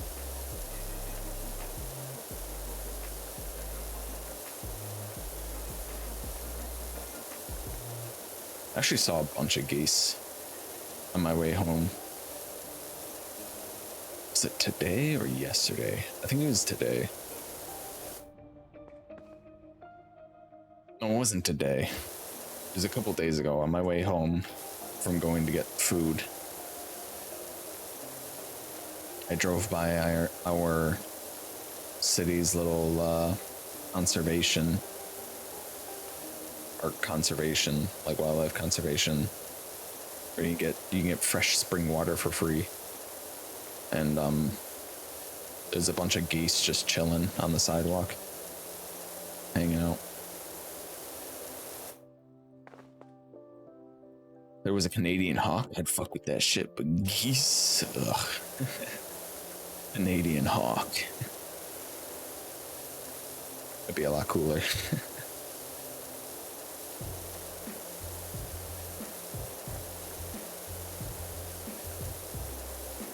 You know what? I think we're gonna be friends. My girlfriend wants me to choose between her and my careers. Have some breaking news for her. As a reporter, I have some breaking news for her. Why did that? Yeah, because you combined A and reporter. I have no idea. Thank you for the resub, Howdy. How's it going? Little cute stuff. Welcome back, Shar. You got eye drops and McDonald's. Hope those eye drops help. And the McDonald's helps you feel better. Yeah, hello Pouty, how are you? My girlfriend wants me to choose between her and my career as a reporter. I have some breaking news for her. I like how you donate to get him to read it again. Thank you for 10 bits, Doug. I see, me too. I'm gonna take some pain relief too. Get your eye drops, get your migraine medicine, get your caffeine.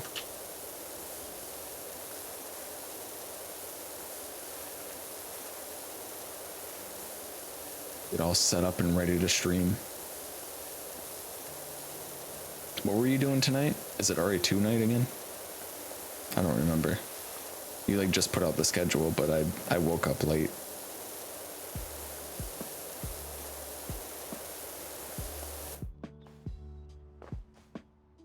It was nice out? That is nice. Just shove yourself full of pain relief and go live. There you go. Med up and go live.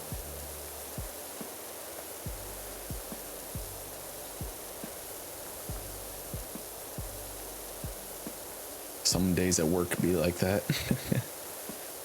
Well, I feel like shit. Energy drink and pain relief, and away we go.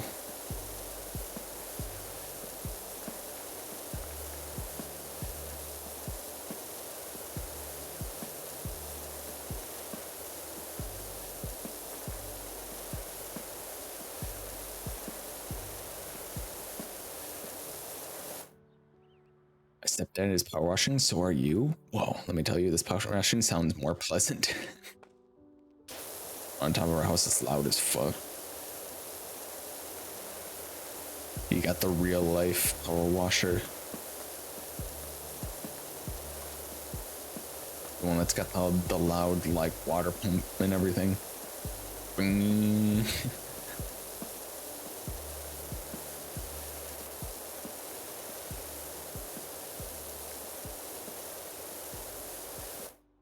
Hello, just eating dinner, working on homework. Let's go. What's for dinner?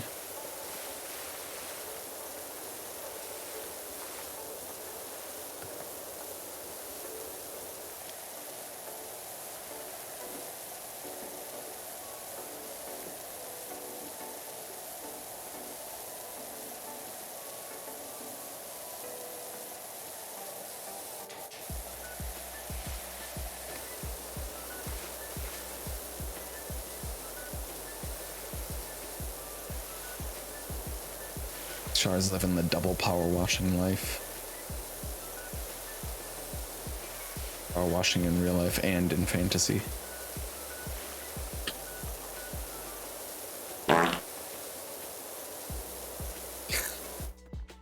Thank you for 100 bits, Char. And they sniff.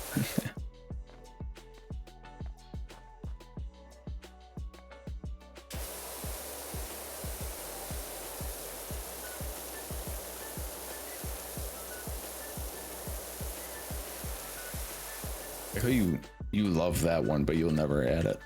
Nice, Pouty, nice. 2? 2? Oh, Chris.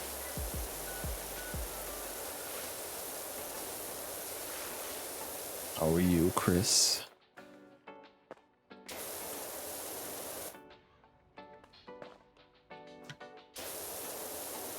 Yeah, in case you're wondering why they're sniffing, it's because Shar just farted for 100 bits.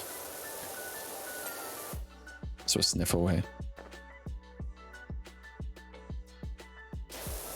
59%? Wow, imagine going above 50% on that check.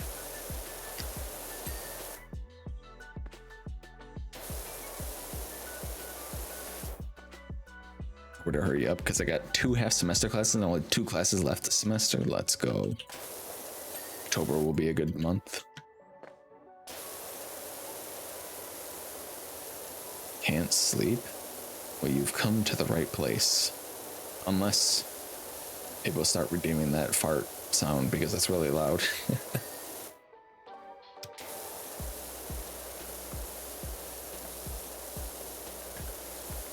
Art's still here. Just lurking as he does.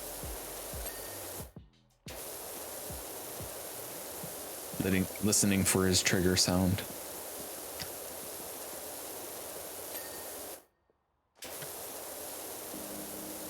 Egg. Egg is the trigger sound.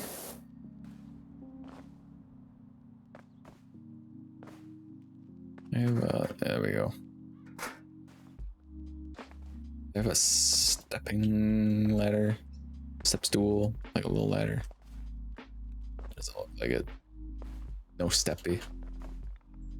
Just regular ladder.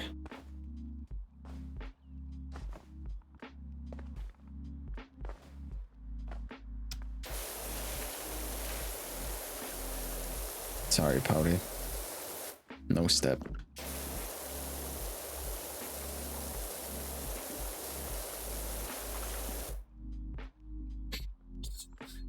How's that been going, Art? You catching up all right? Have you saved recently? How many people are actually into steppies? Actually? I guess we'll never know.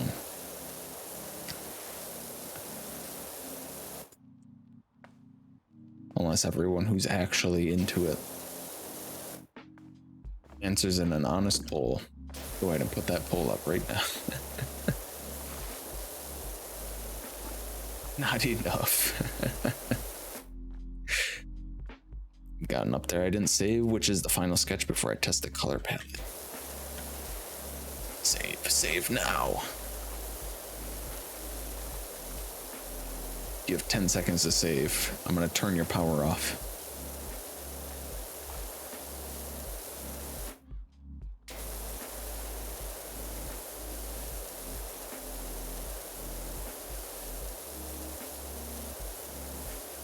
Sved, huh? Oh, kink shaming around these parts. Yeah, even you, Art. We won't shame you. Maybe a little bit. With like the way that you talk about Dead by Daylight killers.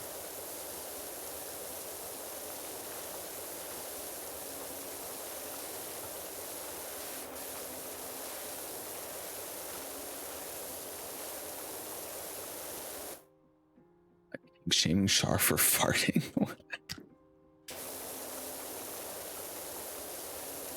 Farting isn't a kink. You might want to rephrase that, Shar.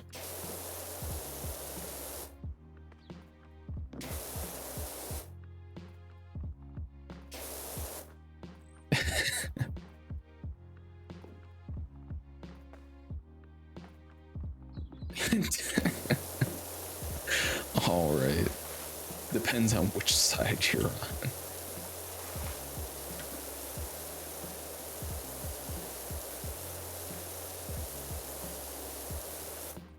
Be yourself, blush. I told my boss I should probably go home because of the broken rib. She said it's fine and I can work with it. Oh. your work is something else. I'll give you that, Chris. I need to go home. My ribs are broken. But you don't really like use your ribs in your work, you know? Like you just like, we can find a position where you don't really use your ribs. I'm going home now. Goodbye.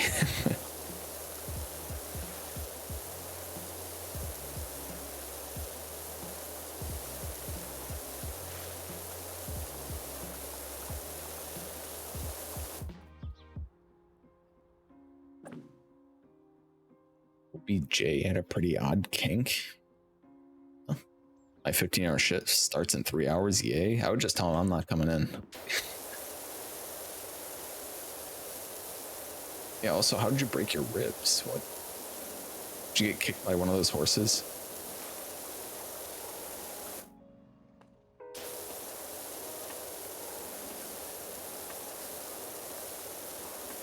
Just take the ribs out. Easy. Just replace them. Not swap them.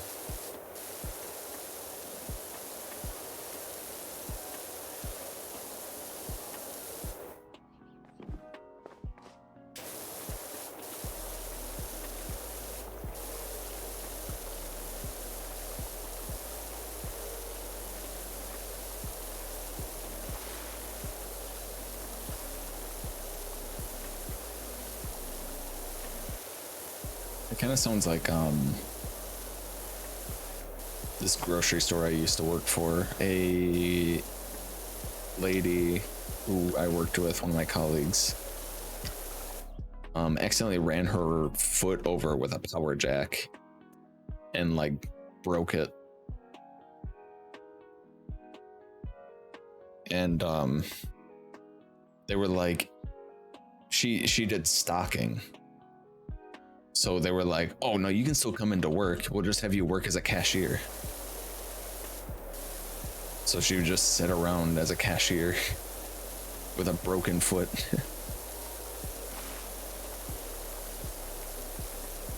I was like, bruh, what the fuck?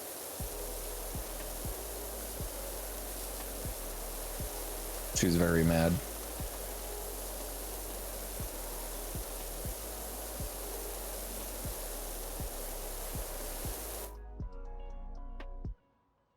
At my brother's bachelor party, was a little too drunk. Someone pushed me and I fell on a metal table. Ow. you got a little tipsy, and then you tipped over, and you broke a few minor ribs.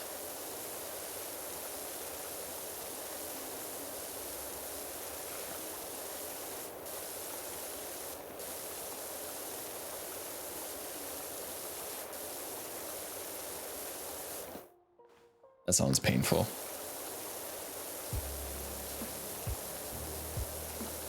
When was that? Saturday night? What the frick? Are you alright? I was supposed to be helping with inventory at another Dick's, right? Well, I thought that was okay. Drove over 50 minutes to that store, only to be told it's next Monday. Yikes.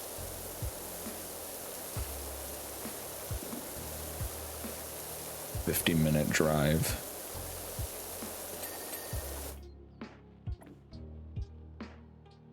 Push them back. I did, don't worry. Just break their ribs. They don't need them, Chris. Yeah, you don't need your ribs to work.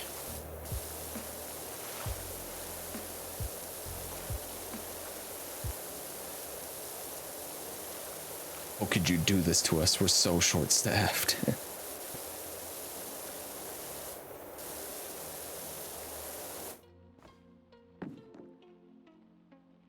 They didn't even give you like a week off to recover. It's like you broke it on the weekend, and they're like, all right, well, I mean, you don't need your ribs to do this job, so come in.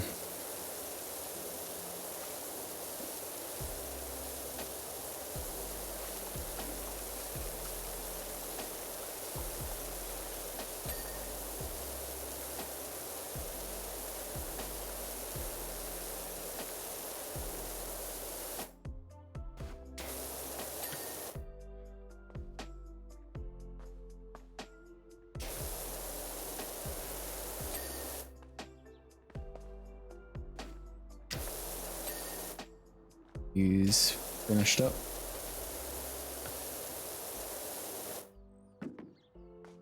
$79%. See, she's loving it. She's loving having her ribs broken. This is a safe area. No kink shaming for Chris for loving broken ribs. Although I can't say that I would encourage it. Supposed to be resting for 3 to 6 weeks and wearing a corset.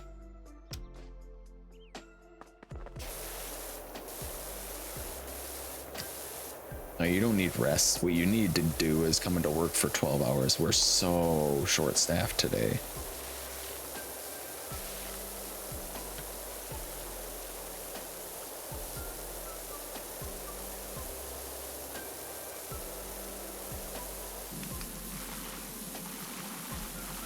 It's just ridiculous.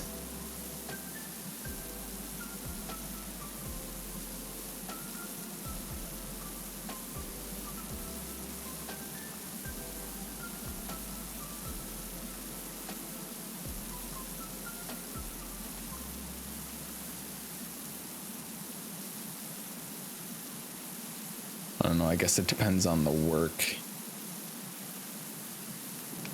Also, if I had broken my ribs like 2 days ago and they're like, can you still come into work? I'd be like, no. I'd say, I don't think I can come into work. And if they said, well, I think you could still do it with broken ribs, I would say, okay, let me rephrase. I'm not coming into work. You're going to have to deal with that. I'll be back in a week, maybe. Depending on the work I'm doing.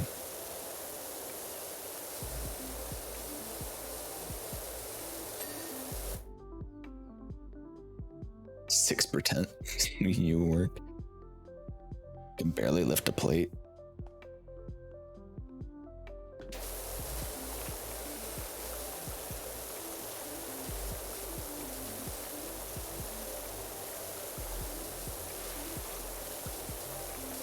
I wouldn't go in. Don't mean to alarm you, Chris, but if you don't follow doctor instructions, you risk making that time frame last much longer, or your ribs fusing wrong. Yeah, you do not want them fusing wrong.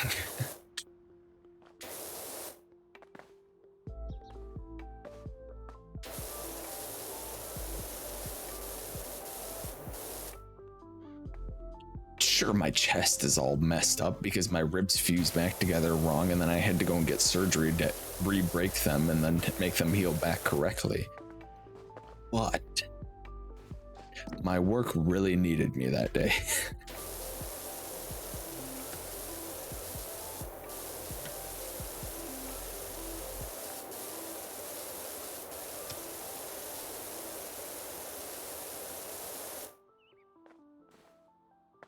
So you want them rebroken? Yeah, that's if your ribs fuse wrong, what they do is they just re-break them.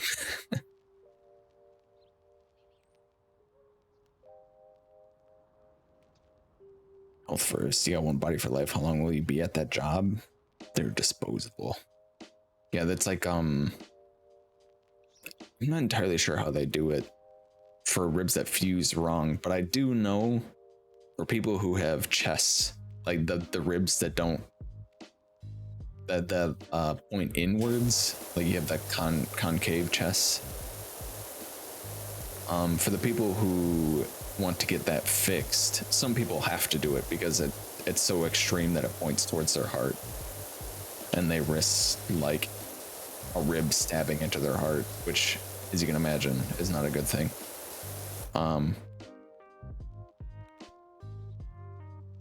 If they cut open your chest, like they cut it open and then they put a metal bar behind your ribs and pull it until your ribs break, and then they let them heal back into the correct position.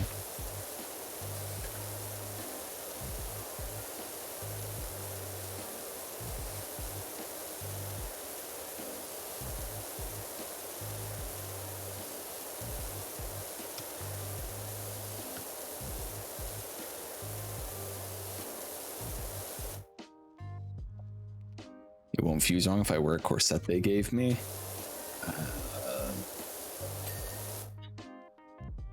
I don't know why you're coming up with excuses for your work. Make you come in and do like a 13-hour shift or whatever with broken ribs.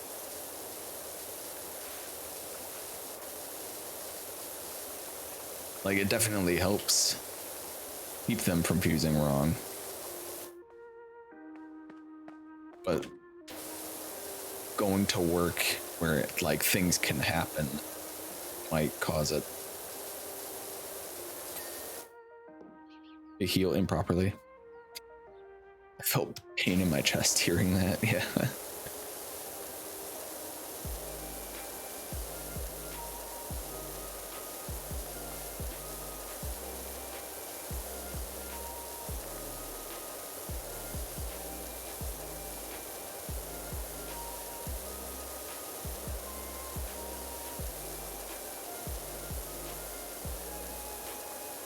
I don't know.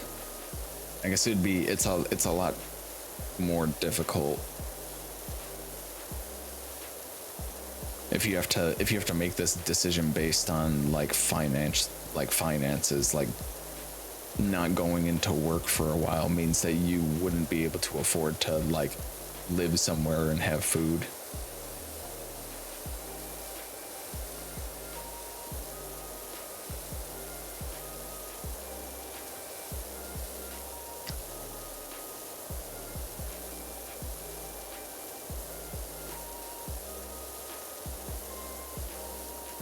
I feel like there's something for that.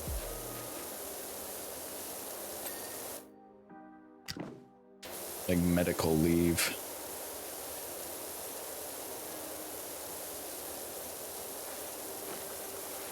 I don't know if you have like a government level or state level medical leave.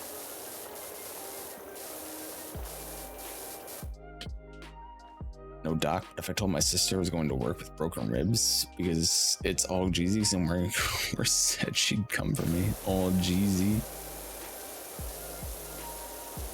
Talk to said if I won't get it checked, he'd fly over and take me there.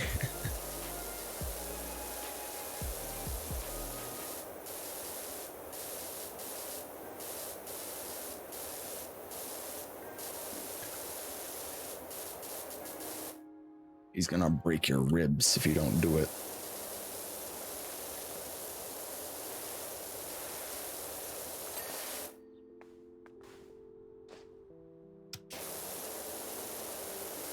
Be yourself.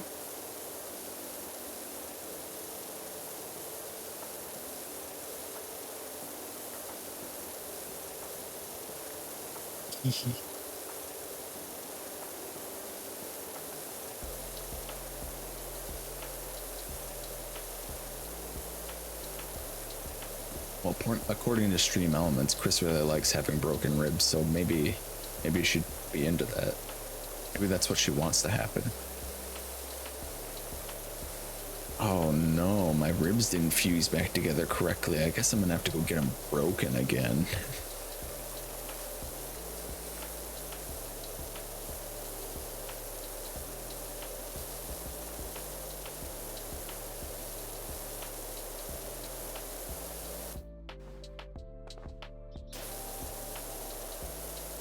Like that you be yourself it.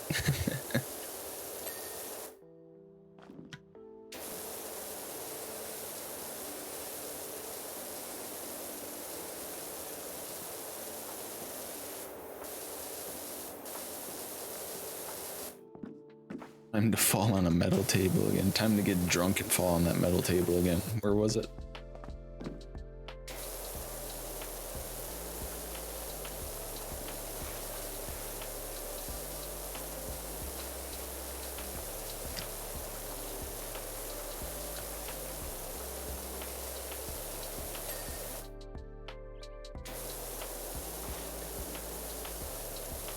I would say that I'm surprised that you don't have like any medical leave, but then again, your job does make you work some like insane, probably illegal amount of hours, so I doubt that they even have any benefits whatsoever.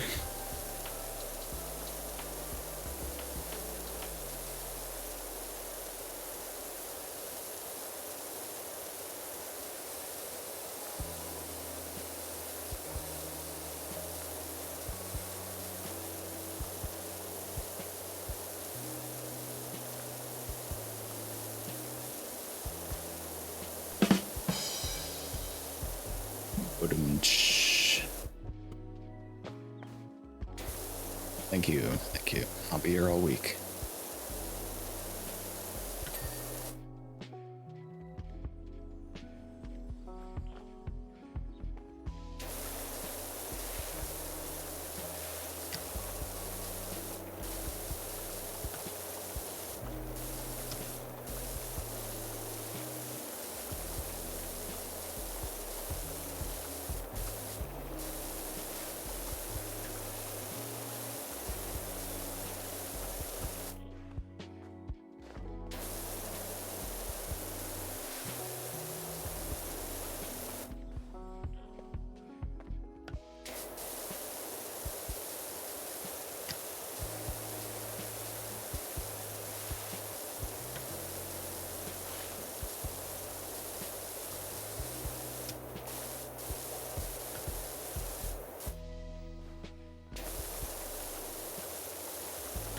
Premier sucks. I wouldn't be here if there wasn't a manager.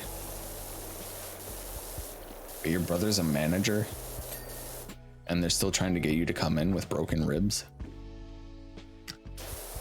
Also, the only reason I know about that whole rib thing is because I have a sort of thing like that, like somewhat concave, and I was like, how would they even fix that? And they're like, yeah, unless it's like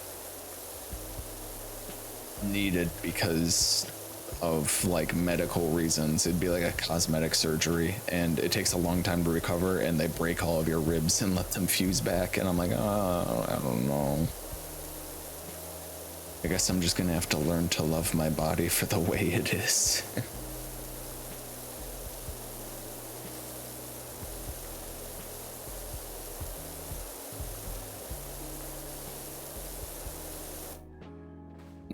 It's a hard ball, you know. Either you gotta get over your dysmorphia and just love your body for the way it is, or have your chest cut open and all of your ribs broken.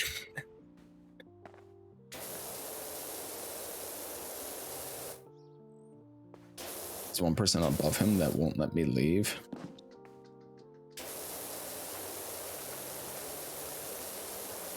Or doesn't want you to leave.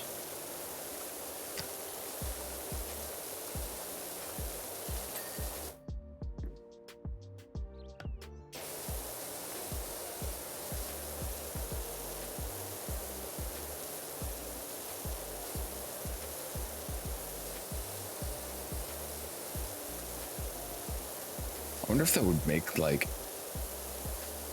if you would have a viable legal case for that.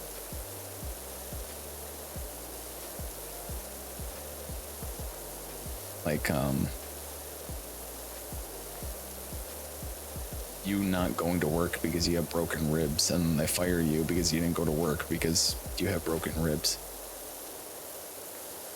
All right, fine. I'll just sue you.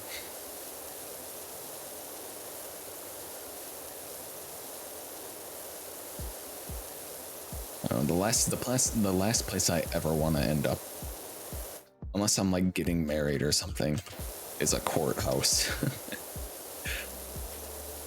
I don't ever want to be involved in any sort of legal dispute.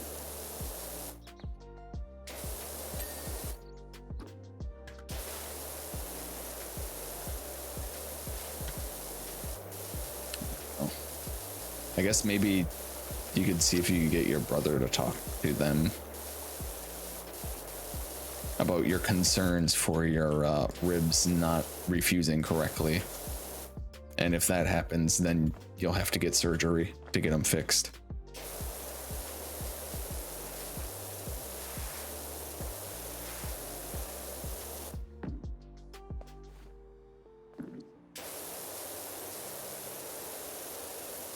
wish it was easy as that. Is it not?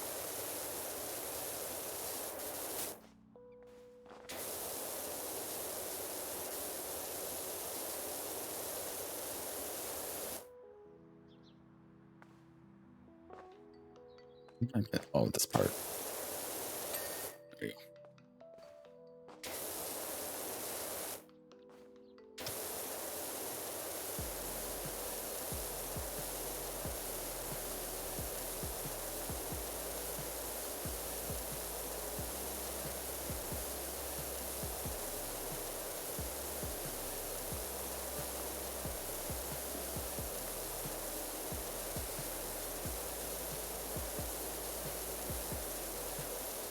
This graffiti does not come off easy.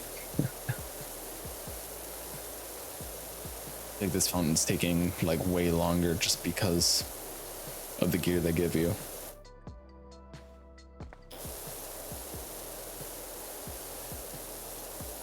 It's fine though.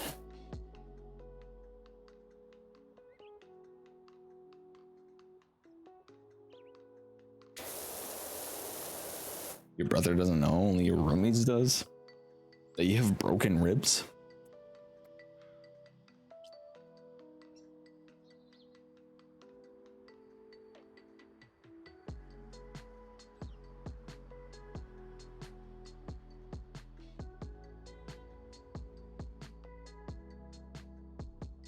It's all in my tissue box.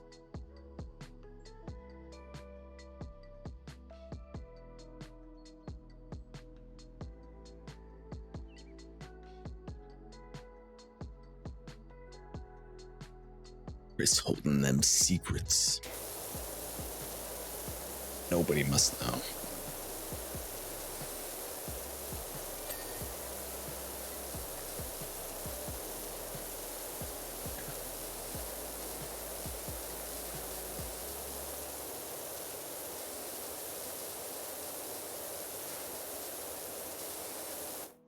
Is the plan to just not let your brother know that you have broken ribs and then just like pretend like you don't have broken ribs for 3 to 6 weeks while they recover and hopefully they don't fuse wrong?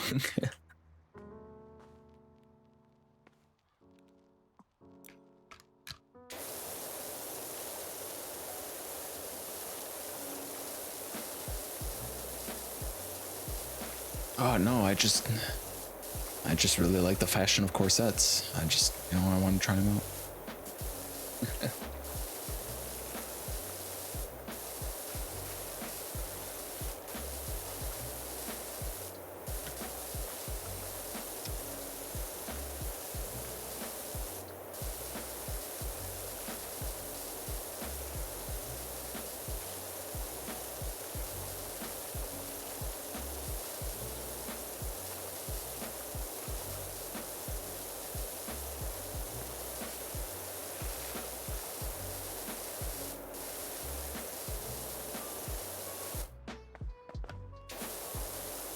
So many like ridges on this. Makes a funny noise when you're going over it.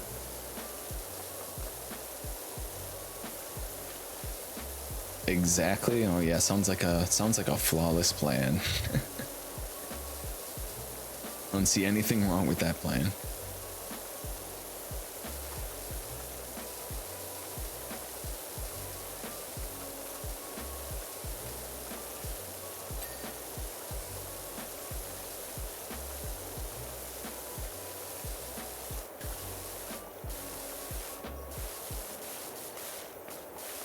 Yeah, I hope so as well. I hope you heal up quick as well. Oh, I don't know how fast you're going to heal up if you're going to work for 13 hours a day. I guess we'll see.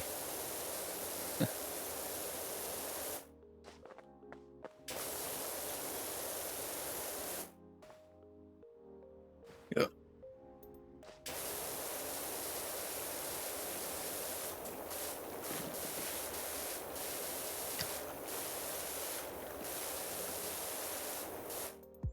I won't wear it. I look like Mrs. Incredible in it. Oh, okay. So you're not gonna wear the corset Although you said that's the thing that will keep you from your ribs fusing wrong if you're working. But you're not gonna wear it because you're gonna look like Mrs. Incredible.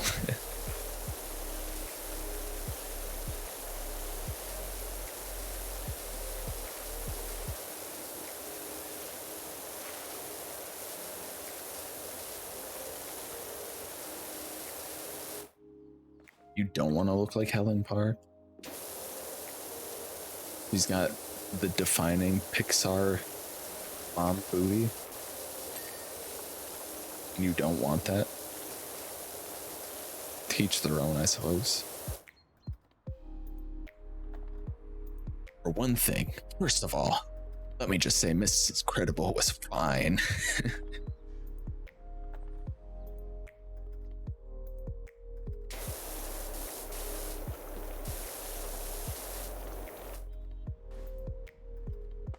Red, hello. Do I pre-order FIFA 23 Ultimate Edition? I don't think I could be more disappointed in you if you did.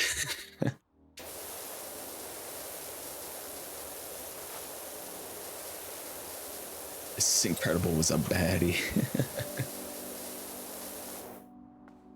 Your goal to get everyone worried and then be like, nah, fuck, I'm gonna do all the opposite things and injures myself more.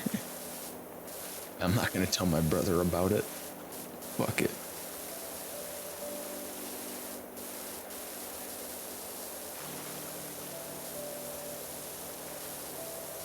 It's only $72 in comparison to the $100 edition I bought last year. Only $72. Aren't you forgetting something, Pouty? It's a FIFA game. The money doesn't stop after you buy the game once.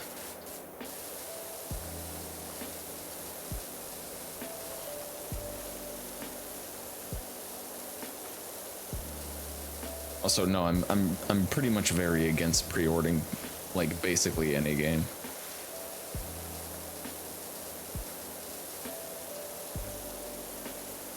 It's a very predatory practice.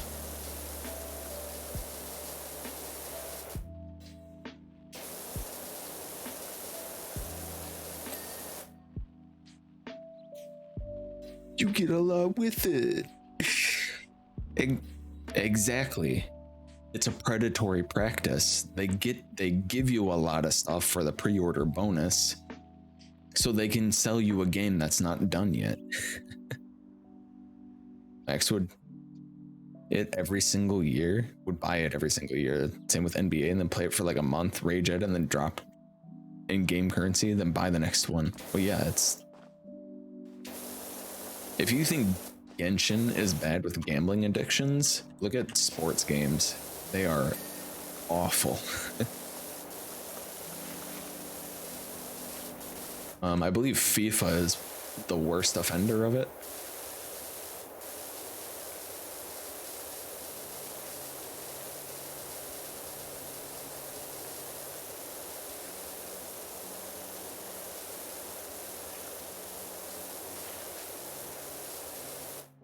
Like FIFA is like, I believe, the worst offender of it, with like loot box, pre-order bonuses, full price game, and like filled to the brim with microtransactions.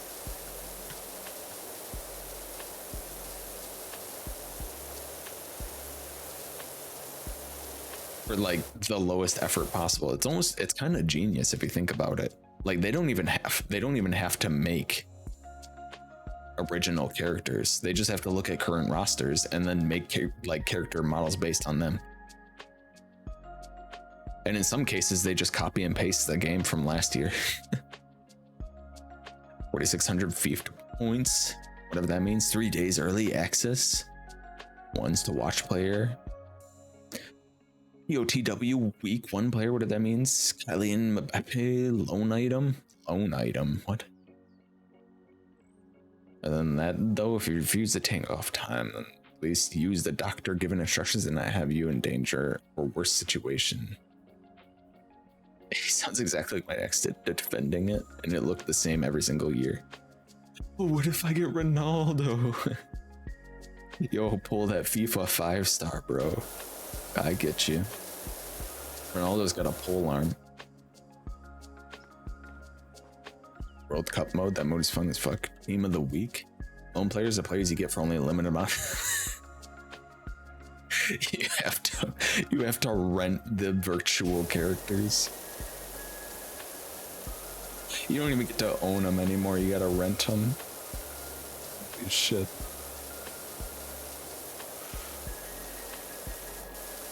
It's incredible what they can do. Come up with new ways to squeeze you for every penny you got.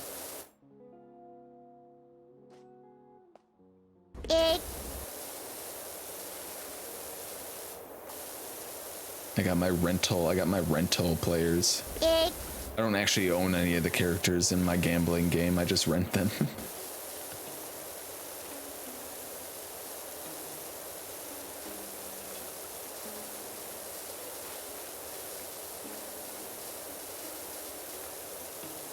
I got through Spiral Abyss this rotation pretty easily because I rented Zhongli. Shame I only get to keep him for a week though. Oh, hello, I say hello. I see you're returning the egg I brought you so graciously. An egg for an egg, they call it.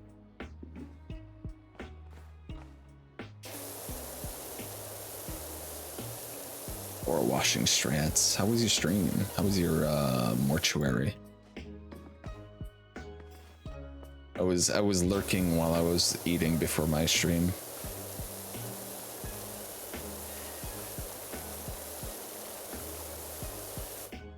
Sleepy? Certainly you didn't come here to fall asleep power washing, did you?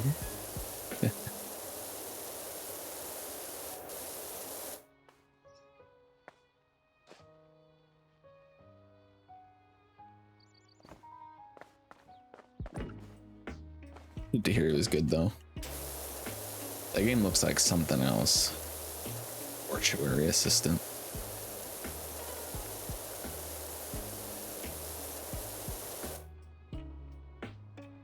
Here for relaxing vibes. The hamster blush. Char loves that emote so much. It is something for sure. Yeah. I've only seen parts of it, but it's like, you're like, okay, now I need to I need to create some embalming fluid. There is a skinless naked man with no hair staring at me. And he's gone. Anyway.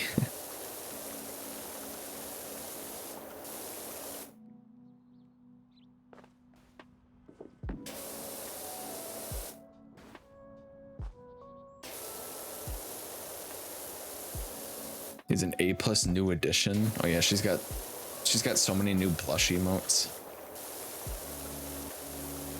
She's got skull blush now as well, if you haven't seen that one yet. The skinless naked man. Anyway, you know, as you'd normally see as a mortuary assistant, you're getting bodies ready for cremation or burying.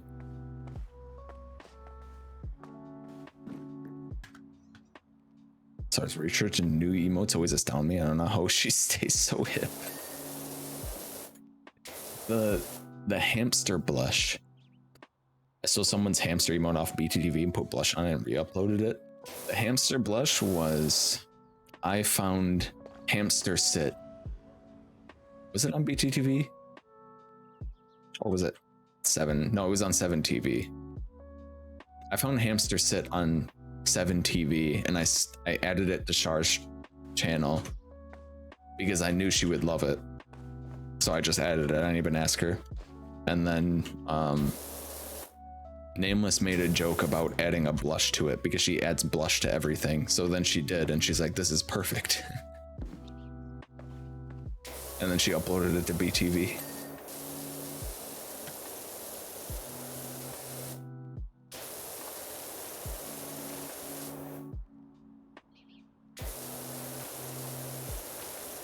Makes everything better.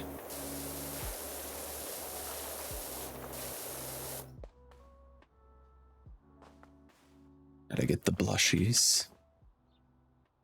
It looks better with blush. And I was proud because people have been uploading it to their channels. Oh yeah, and then she added it to BTV, and then other people started using it. And she's like, yes, good. And then she remastered the duck raging emote, because the original one had really blurry emoji hands.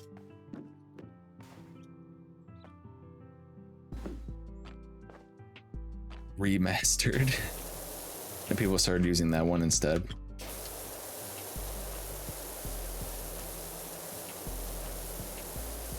The emo remasterer. And then we were making jokes about how she adds blush to everything, and then she added blush to Skull, so now we have Skull blush. And then she added blush to Be Yourself on Brock's request, I believe it was. So now we have Be Yourself blush.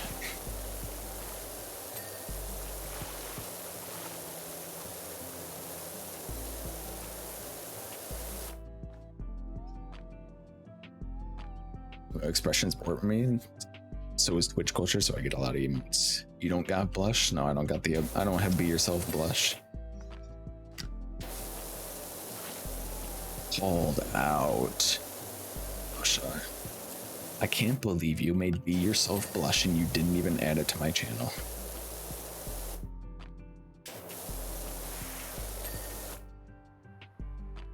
Put it on BTV, right? I probably don't even have a slot for it. But I'm sure you could probably find something to get rid of. You added it? Huh. Or did you add noted?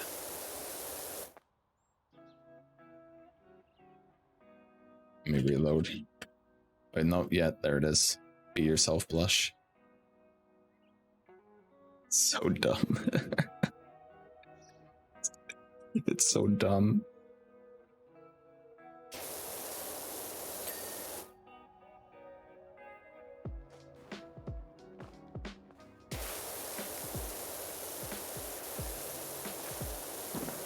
The blush adds a new layer of emotion.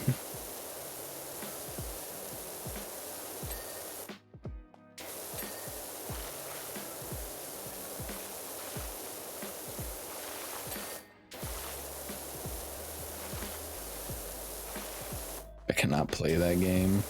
She smoked.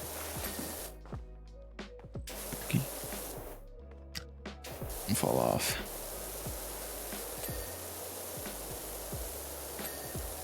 Careful, meow. Don't go and fall off, meow.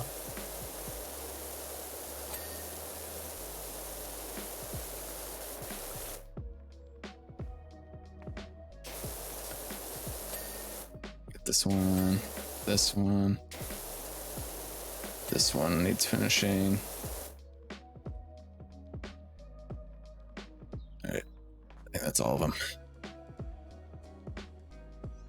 Very fun, but very hard on the heart. It's like the scariest game I played. Jump scares are too pro. I've seen some people play it.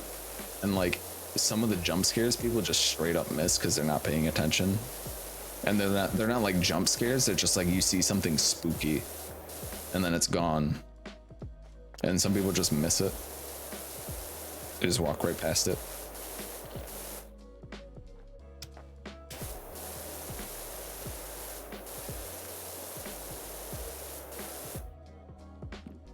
So subtle, some of them. That's pretty good. I feel like too many scary games with their jump scares just go for the, like, every scare is something jumping out at you and playing at like 500% volume.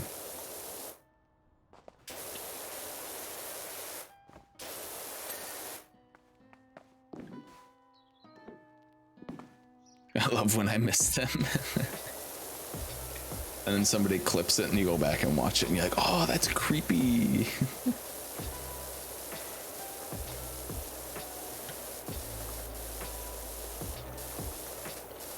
How many spooky, scary things are out there in real life that you're not even noticing?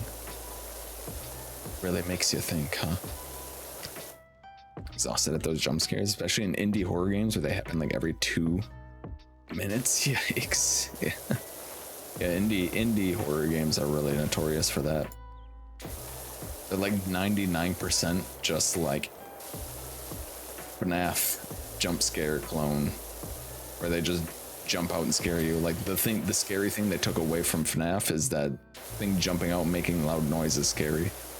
And then like 1% is like actually really good and well thought out, defining horror.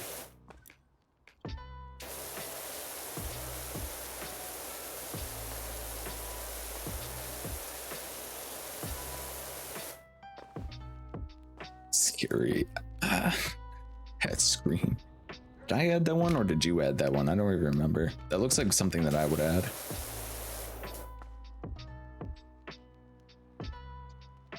Don't I have an one? I do. I did add an one.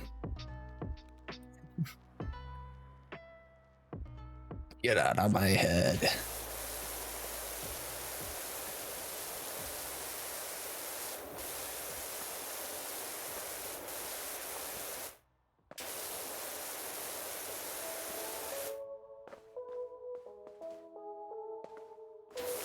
It's so cute.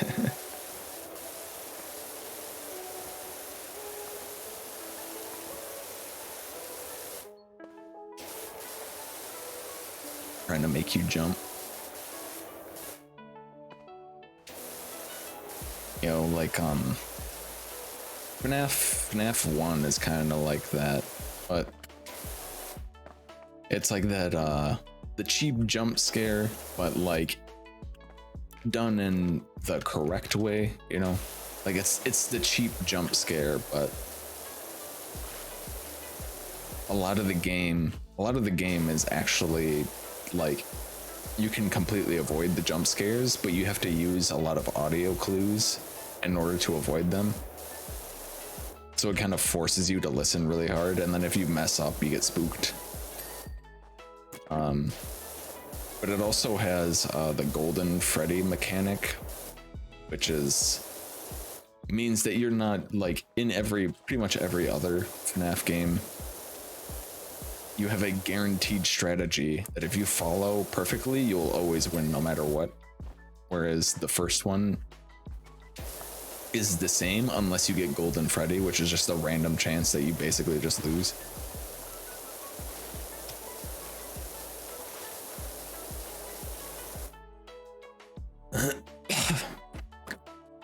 So you're playing Mortuary, but crawling shit? Nah, I'm out. It's not enough that they run at you, but they crawl at you really fast. Like some souped up baby.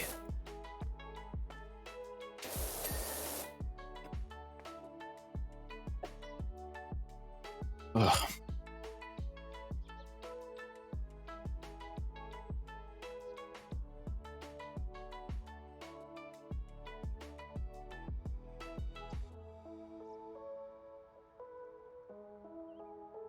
Enjoying RE2? That's good.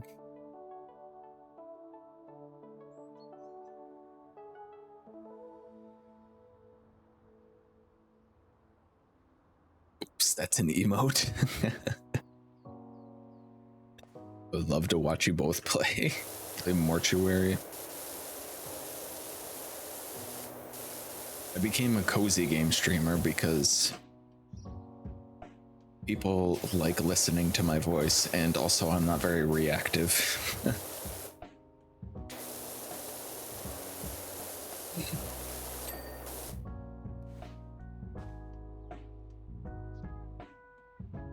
First RE2 playthrough? Yeah, this is our first time through it. I'm happy to hear that she's been enjoying it.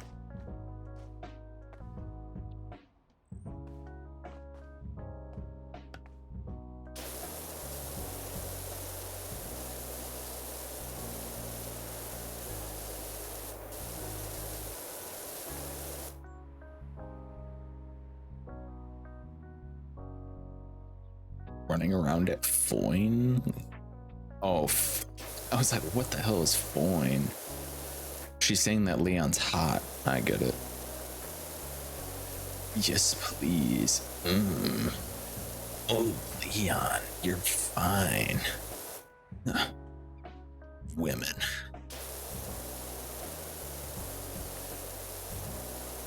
Red stop. Damn, Leon. Sheesh. Cringe? Oh, I'm cringe. Okay.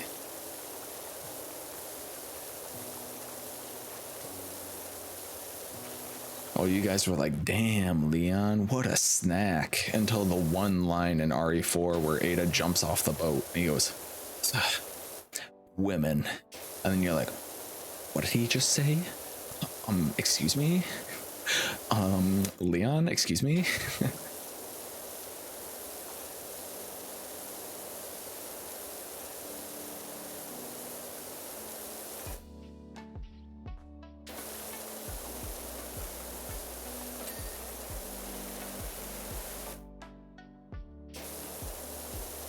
I'm willing to forgive you this one time because you're hot, okay?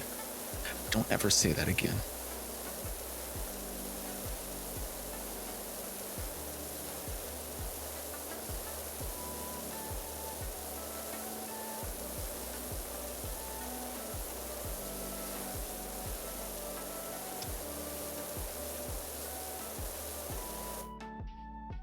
Yeah, I remember when RE2 Remastered first came out and they showed off the remastered Leon, and there was some people who were into, and there was some images. Ooh, there were some images.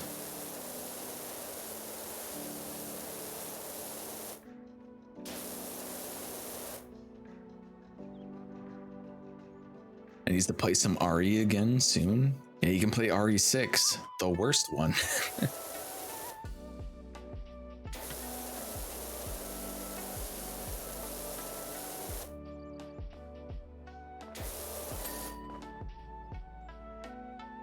RE6?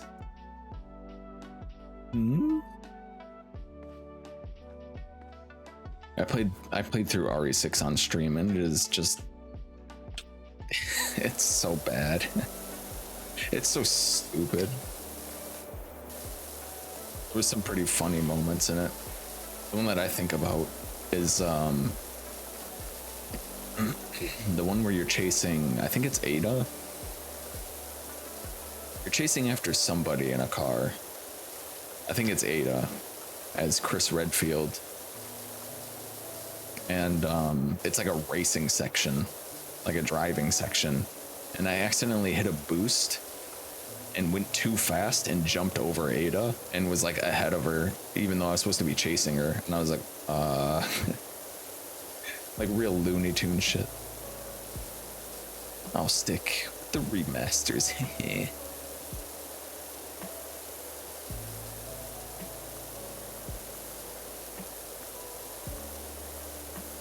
Yeah, there's RE2.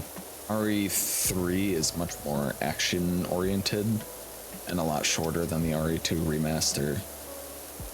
I really like RE4, but that's getting a remaster as well. And that one's also has a lot more action and is starting to lead into what RE4 and RE6 became. So it's kind of like a turning point for a lot of people from the series, which they brought it back to like the survival horror kind of aesthetic with 7 and 8.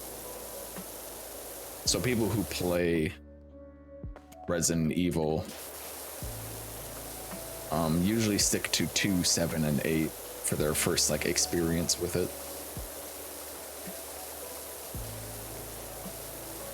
Because one is too dated. Even with their remaster of it, it's a very dated game. It takes a lot of patience to complete. For your first time ever through it, a BRB for a small bit. If I haven't taken off my makeup, alright. Sounds good, I say.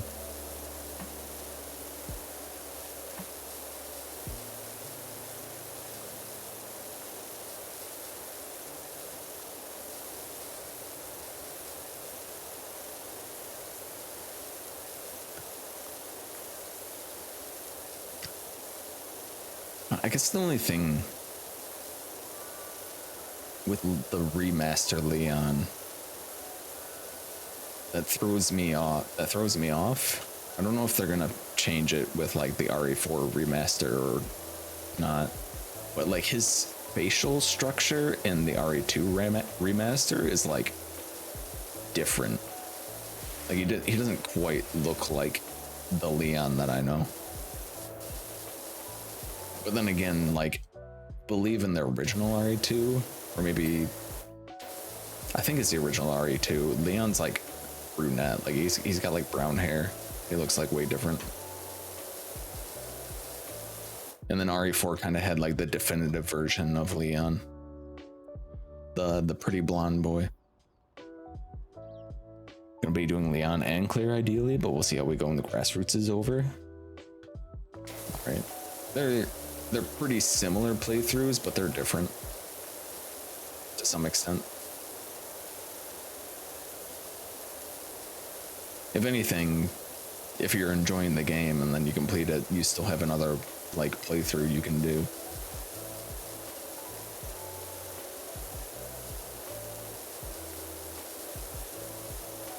I think my Leon playthrough took me like around 7 hours, and then my Claire one took like 6 hours. Maybe we'll just enjoy me running around screaming, so it'll be all right.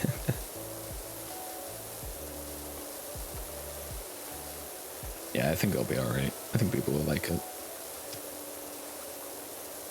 5+ hours and only 20% done.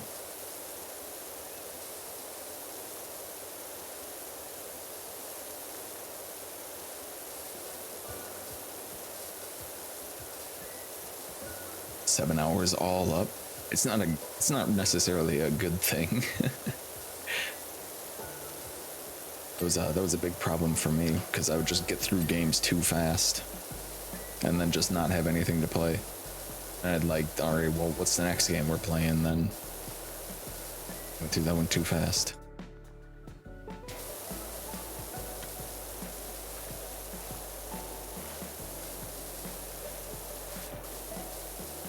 I became a variety streamer because I got through games too quickly. You're very reactive either. You're a man on a mission. I'm not It may seem like it, but I'm not a man on a mission to complete the game. I'm gonna beat the game. Like I'm going in there to experience the game. I'm just not very reactive, and some things in games just click for me.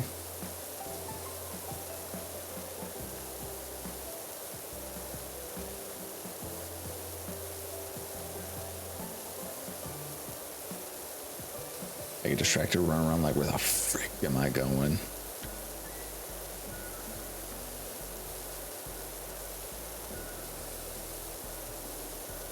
As long as you enjoy them, that's what matters. Yeah, that's what really matters.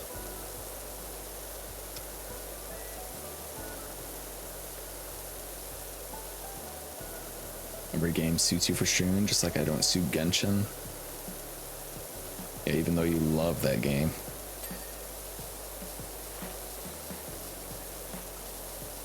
Although I'm sure you're glad that it doesn't suit your streaming for it, because then you don't ever feel like obligated to play it, like besides for yourself.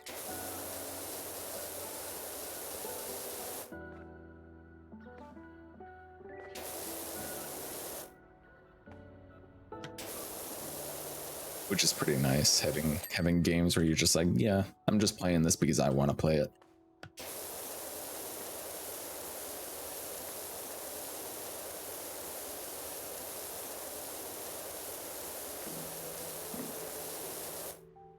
Alright, I need to stand like right here, somewhere where I won't fall off.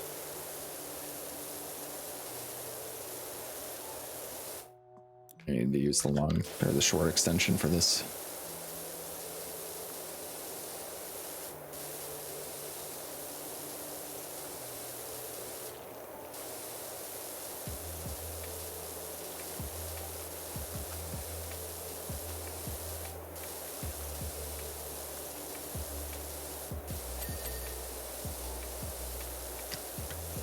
I'm happy to hear though that you're enjoying Resident Evil. You didn't seem very interested in it before, but now that you can actually like take time to get into it, you're like, hey, you know what, this is pretty fun.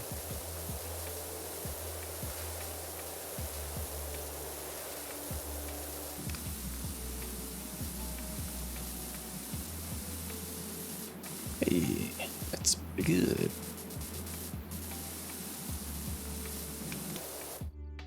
$253 artifacts for the strongbacks tomorrow. Chances we get a good arty. All right, well, let's see. 200. Where's my calculator? Oh, it's behind my chatterino. How did it get back here? 253 divided by 3. So you got 84 chances at a good artifact. And let's see, you get about 2 artifacts per domain run with a resin, right? And then you can, that's 4 condensed resin. So we divide that by 4 and times it by 2. We get 42. Okay, so we got 42.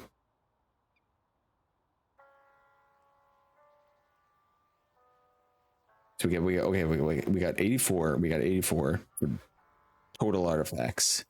So then one day, then times that by 2. So now we have 42 artifacts. I'm gonna guess you get 3.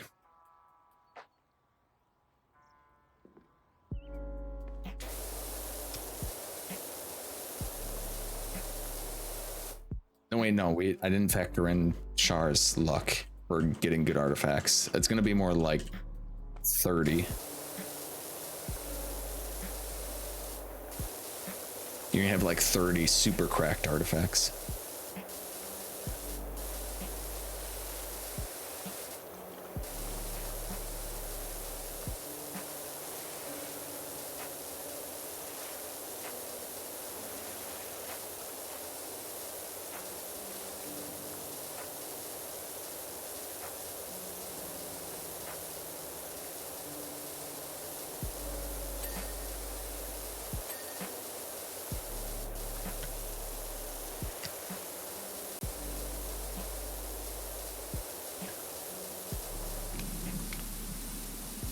Kick you. She knows.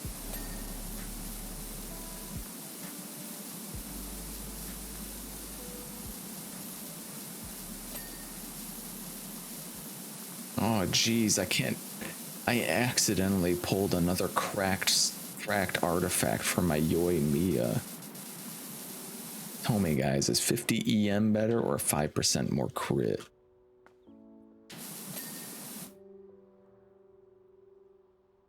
Also have 18 fragile, 5 condensed, excluding resinol buildup from now till tomorrow after the update, 1 transient, and I also usually get the more expensive BP, which will give 5. She's gonna be farming.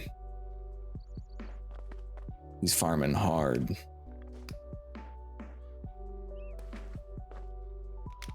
Armor Char.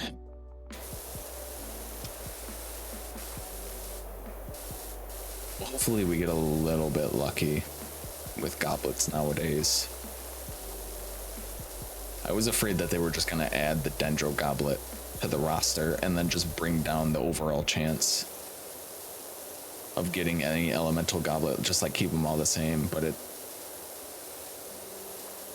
seems like they're going to be reducing the chances of getting the lesser wanted goblets.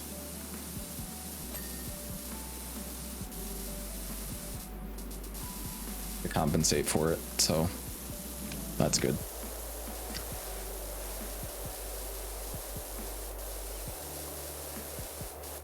Mihoyo throwing us a bone.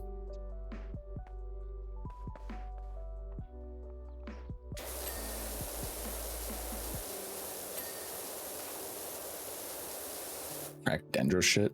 Also gonna risk the biscuit, try to get Polai while I'm on low pity. If I end up with Tignari at 20 pity, I won't be too mad. Official also on banner. Yeah, official's also on the banner, so it's like pretty decent pull for. Who else was on it? It was official, Kalai, and somebody else.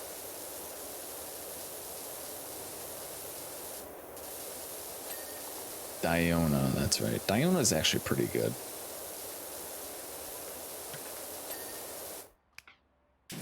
I think I'm missing one constellation for her, which would make her like really good.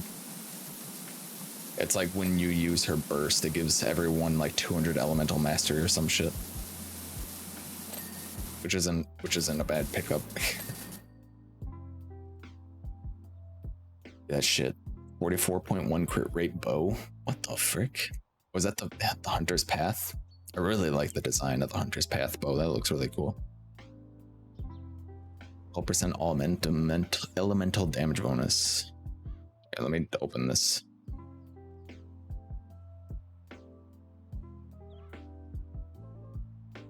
There you go. So we can actually look at it.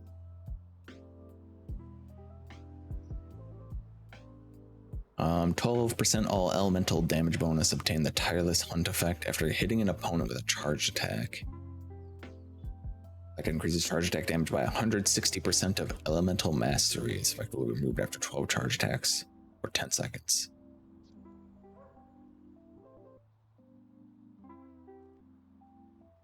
Interesting. I mean, this is very clearly like a niche bow for Tignari. Green and pretty.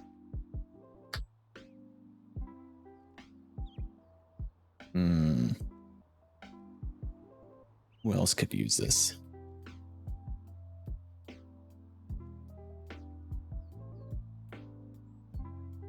You can build Burst Amber.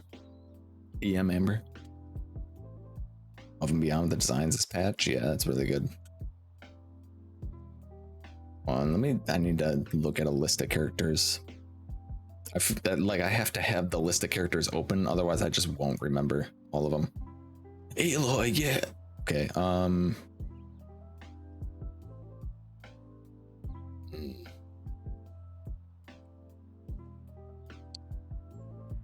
uses charge attack for EM. I mean, Melt Ganyu buff? I wonder if that's better than her best in slot already. For Melt Ganyu. Boost the shit out of her EM with Sucrose. Then her charge attack damage is increased as well as her melt damage. Still here, just finish putting some things together. Always run Freeze Team Ganyu, so yeah. Well, you have Kazuha now, so Melt Ganyu is pretty good for you. Because Kazuha Melt Ganyu is way easier to run. Because you don't have to get close to the enemies to get the melts.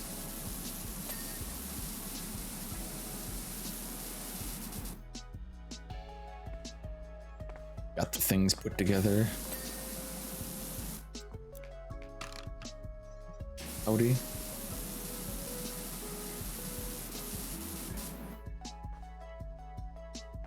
It's my ladder.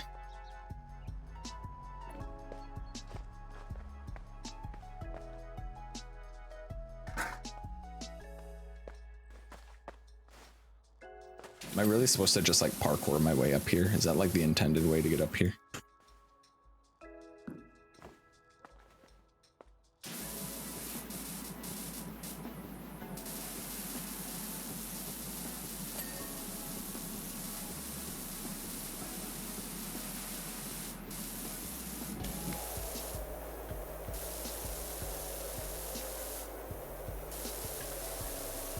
Me luck on my FIFA games tonight. All right, good luck. Howdy. Maybe you'll have more luck if you pre-order the next FIFA game.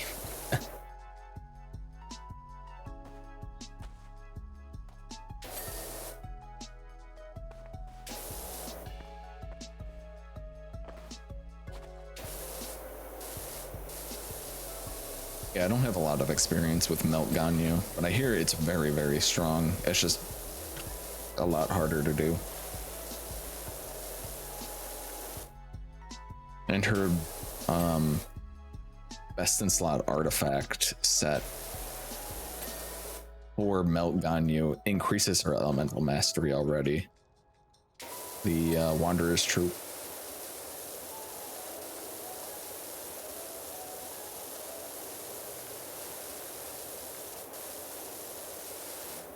Oh no. Well, yeah. What is her best weapon? Waiting for it until my next paycheck? Are you really gonna pre-order it?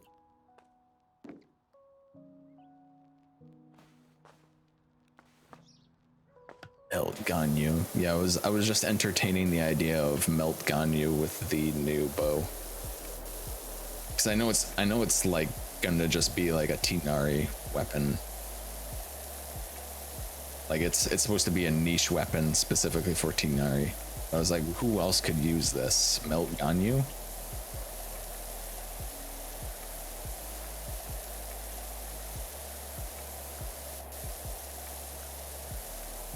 Because it increases charge attack damage by elemental mastery. And she's the only bow character I can think of that uses charge attacks. And in a team where elemental mastery is good, which is her melt team, where she'll be boosted by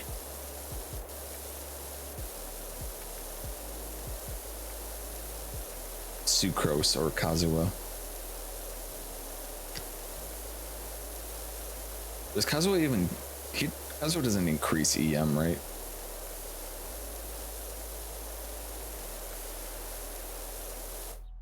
He just increases your damage bonus. Elemental damage bonus. So it would have to be Melt Team with Sucrose. I can't ever remember. I think he gives you some elemental mastery.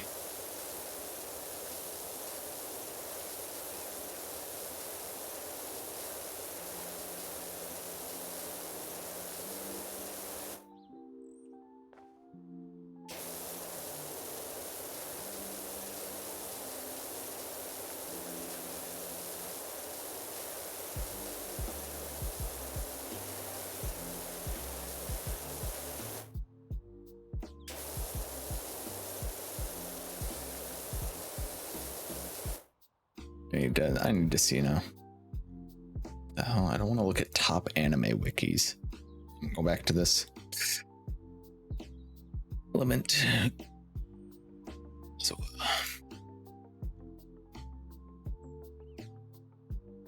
Oh,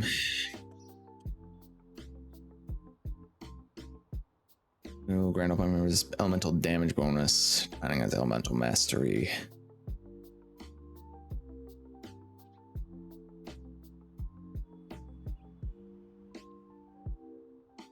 No. Unless you have a C2.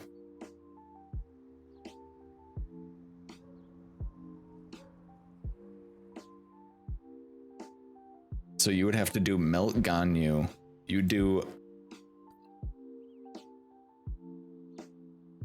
Who's Cryo Resonance? What did Cryo Resonance do?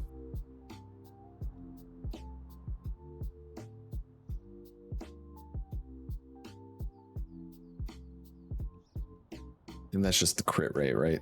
If they're frozen. Oops. Let's click him back into the game.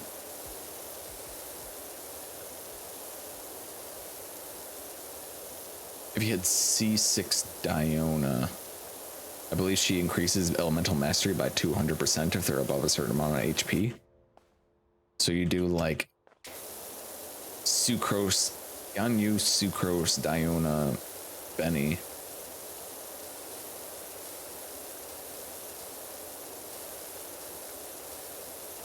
Then you got a shielder healer EM booster from Diona, Sucrose swirling Pyro with her burst, and then Ganyu melt them from far away.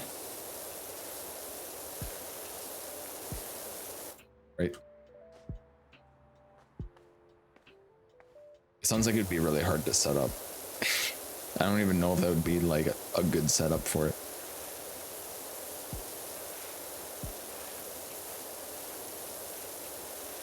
But if it does work though,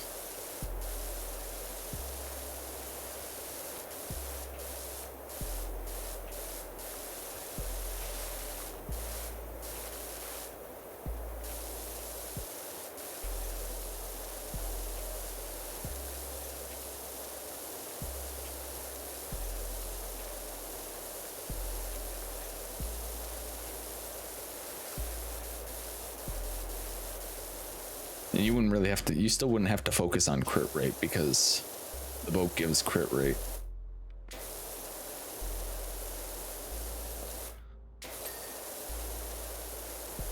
And Ganyu gets crit rate from leveling up, right? Or is it crit damage? I think she gets crit damage. I don't remember. Oh, my eye recovers fast because damn, I ain't having any of this eye strain right before Simmer. I thought you were gonna say before your next grassroots stream. But you're like Sumeru. Crit damage, crit D.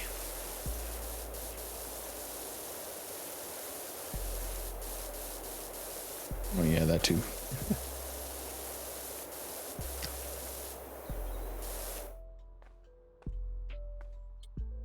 Pain relief and eye drops. Yeah, hopefully that helps.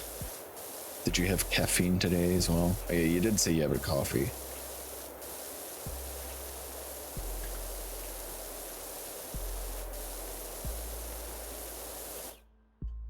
It's like everything that could have happened everything bad that could have happened this last week has.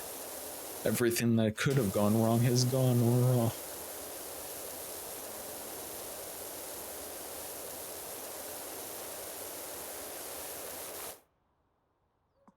Why did they even give me metal cleaner? Was there even any metal on this? I guess there's like little bits of it.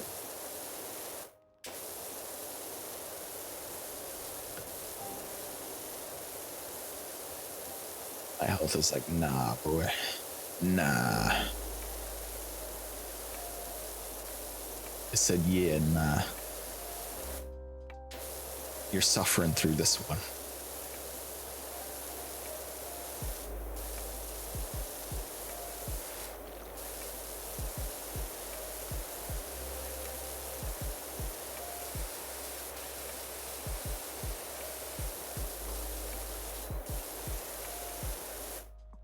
You know what?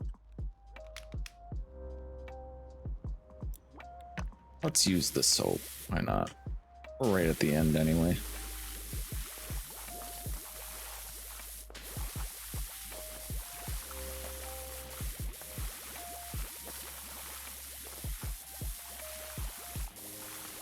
Well, it's just metal cleaning soap.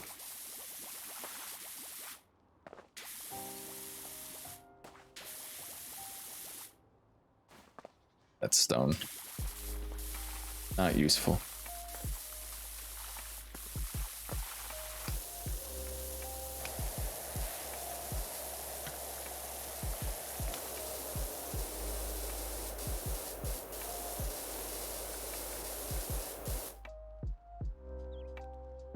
Suffering is a word for it. Oh, Red hears about it all behind the scenes. Yeah, I get home from work and Char's like, I barely got through the stream tonight. I am in agony at all moments.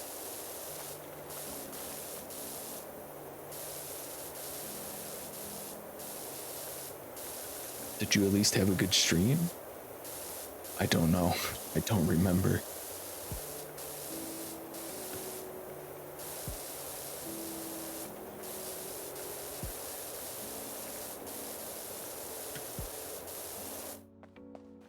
Oh, okay.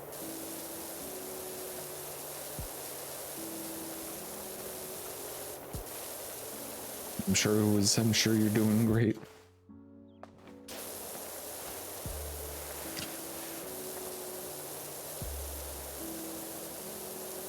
You are doing great.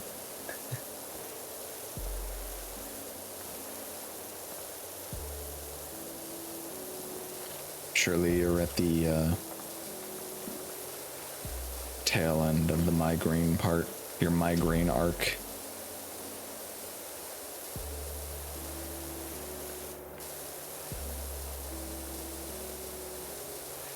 You get back to feeling normal and then doing your 5-hour streams instead of having to end early.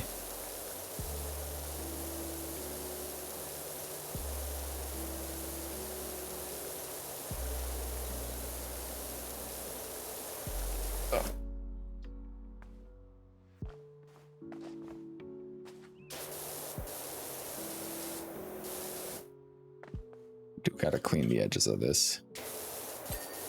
There we go.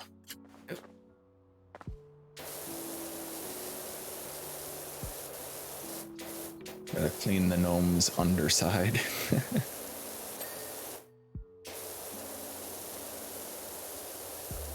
And the rocks.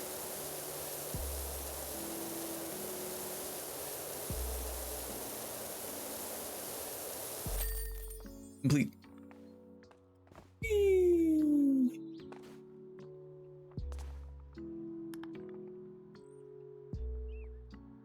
Whoa, look at him go.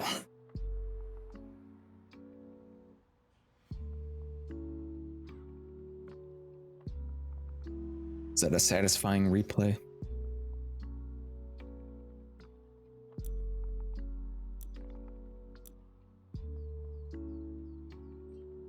Eee.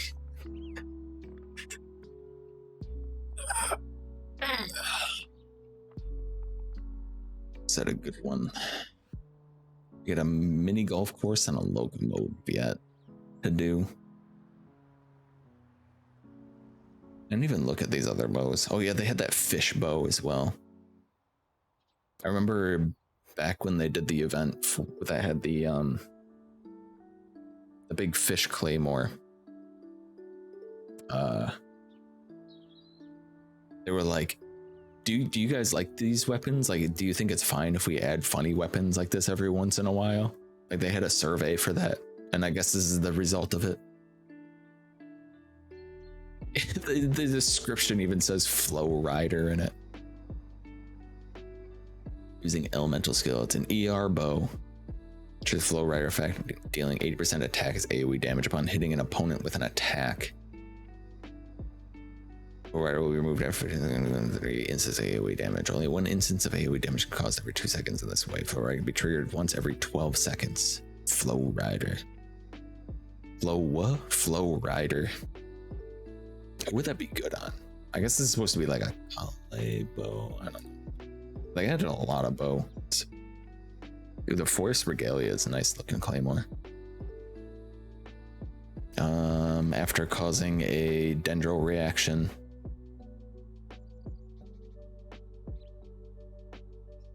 $60 EM. Only 1 leaf can be generated. Triggered if the character is not in the field. The effect cannot be stacked.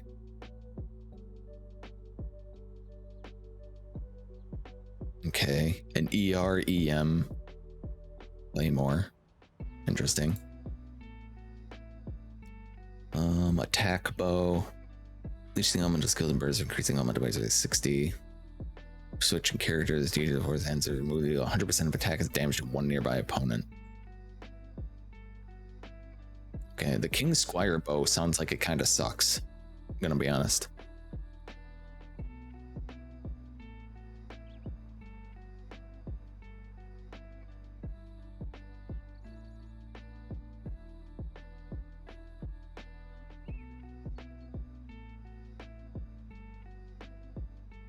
Once every 20 seconds, you get 1 extra attack on a random enemy.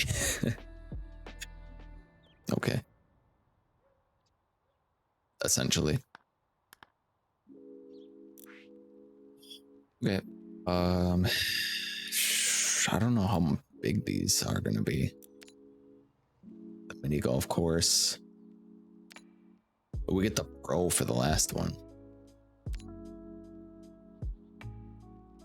All right, let me open up the golf course so I can see what it looks like. I want to see what it looks like.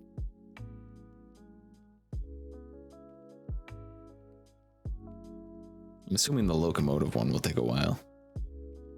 golf course, mini golf. I wonder if the mini golf place will be open. I like how long it's open. It's a pretty nice one.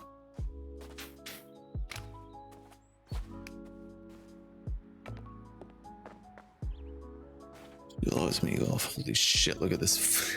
Oh my god, look at this fucking place. Being smashed, but yeah, I don't think Ganyu needs a crit rate weapon over crit damage since she gets so much from her kit.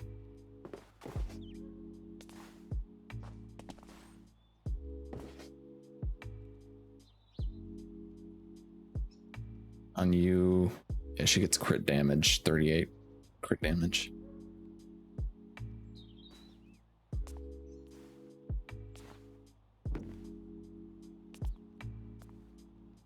And then she gets 20% crit rate on her attacks. So that would be 60. She would have 60. If you didn't roll any crit rate whatsoever, you would have 69.1% crit rate on her bloom, which is the one that you want to hit for melt anyway.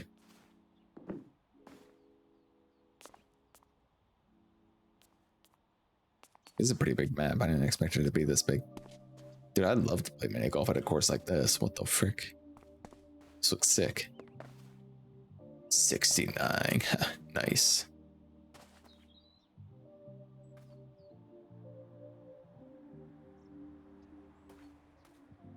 All right. What time are we at? Do we want to start this one? I'm not sure.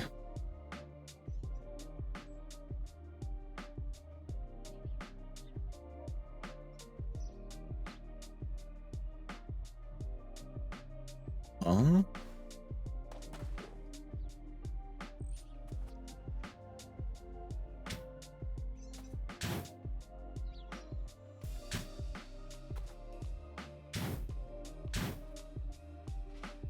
Might take too long. Yeah, it would probably take too long. We wouldn't be able to finish this in one go.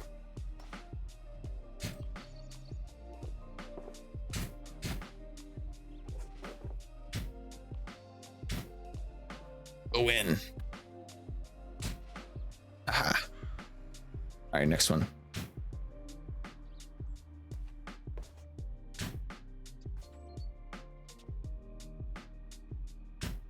Oh, our streams are very loved. Yeah, I feel like some people have been missing them.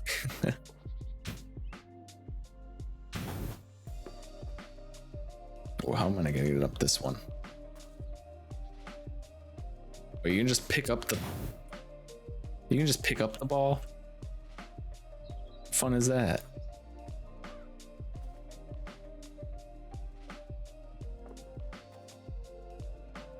I win! Yay!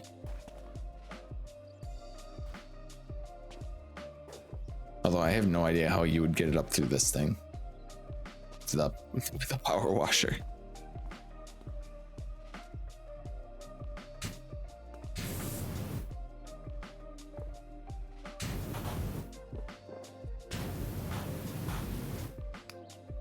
Yeah, get a lot of speed on that.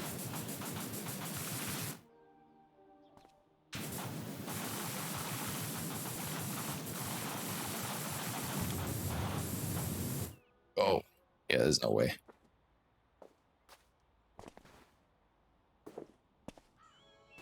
Also, this isn't even open. I guess they wouldn't be able to make this open. Otherwise, you'd have to try to like spray water in there. It would be like impossible to clean. You guys spray water up the dragon's butt.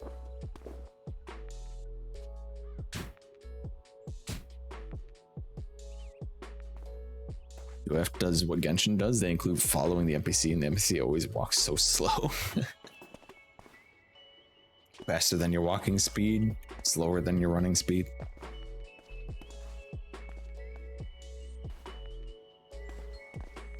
It's like when I downloaded that mod for Skyrim where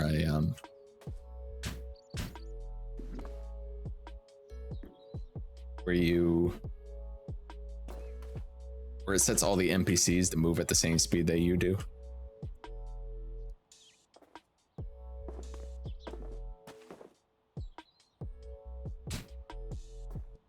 I'm winning.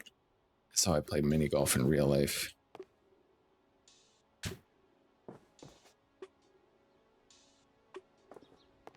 Whoa. Just pick up the ball and place it in the end.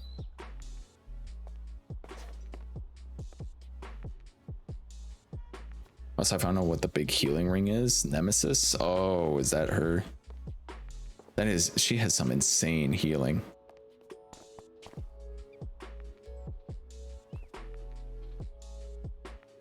Whoa.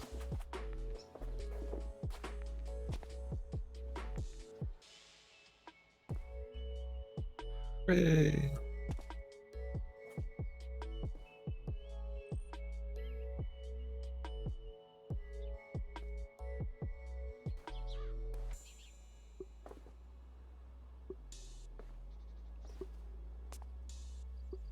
Where'd that go? Fell off. Hey.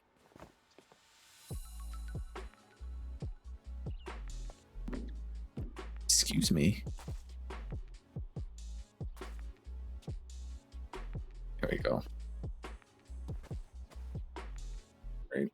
Well, I don't think we'll have time to finish this one in one go, so we will have 2 more special modes to do next stream. Aren't you guys excited? I think our next stream will be next stream will be Thursday. Oh. I'll have to make up a new schedule. I wasn't sure where they were gonna put me.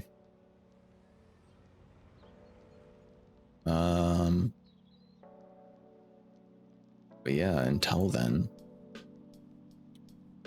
I'll see you guys until Thursday. I got work in 2 days in a row. Hi, Brock. Bye, Brock. We were just ending.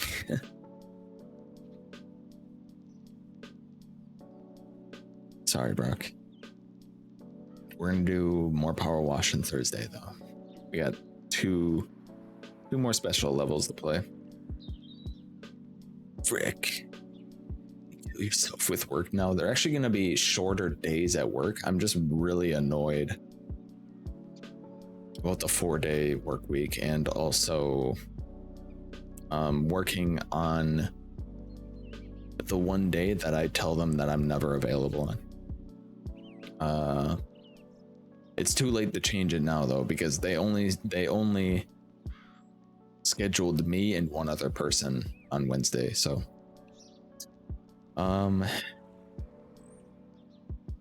yeah, we're gonna head out now. Come along for the raid. Join the Discord. We're gonna raid Nameless, so don't worry, Brock, you can say hi to Nameless. And yeah, bye everybody. Thanks for hanging out. Brock's already there, of course. He's checking out that sombrero and the long hair.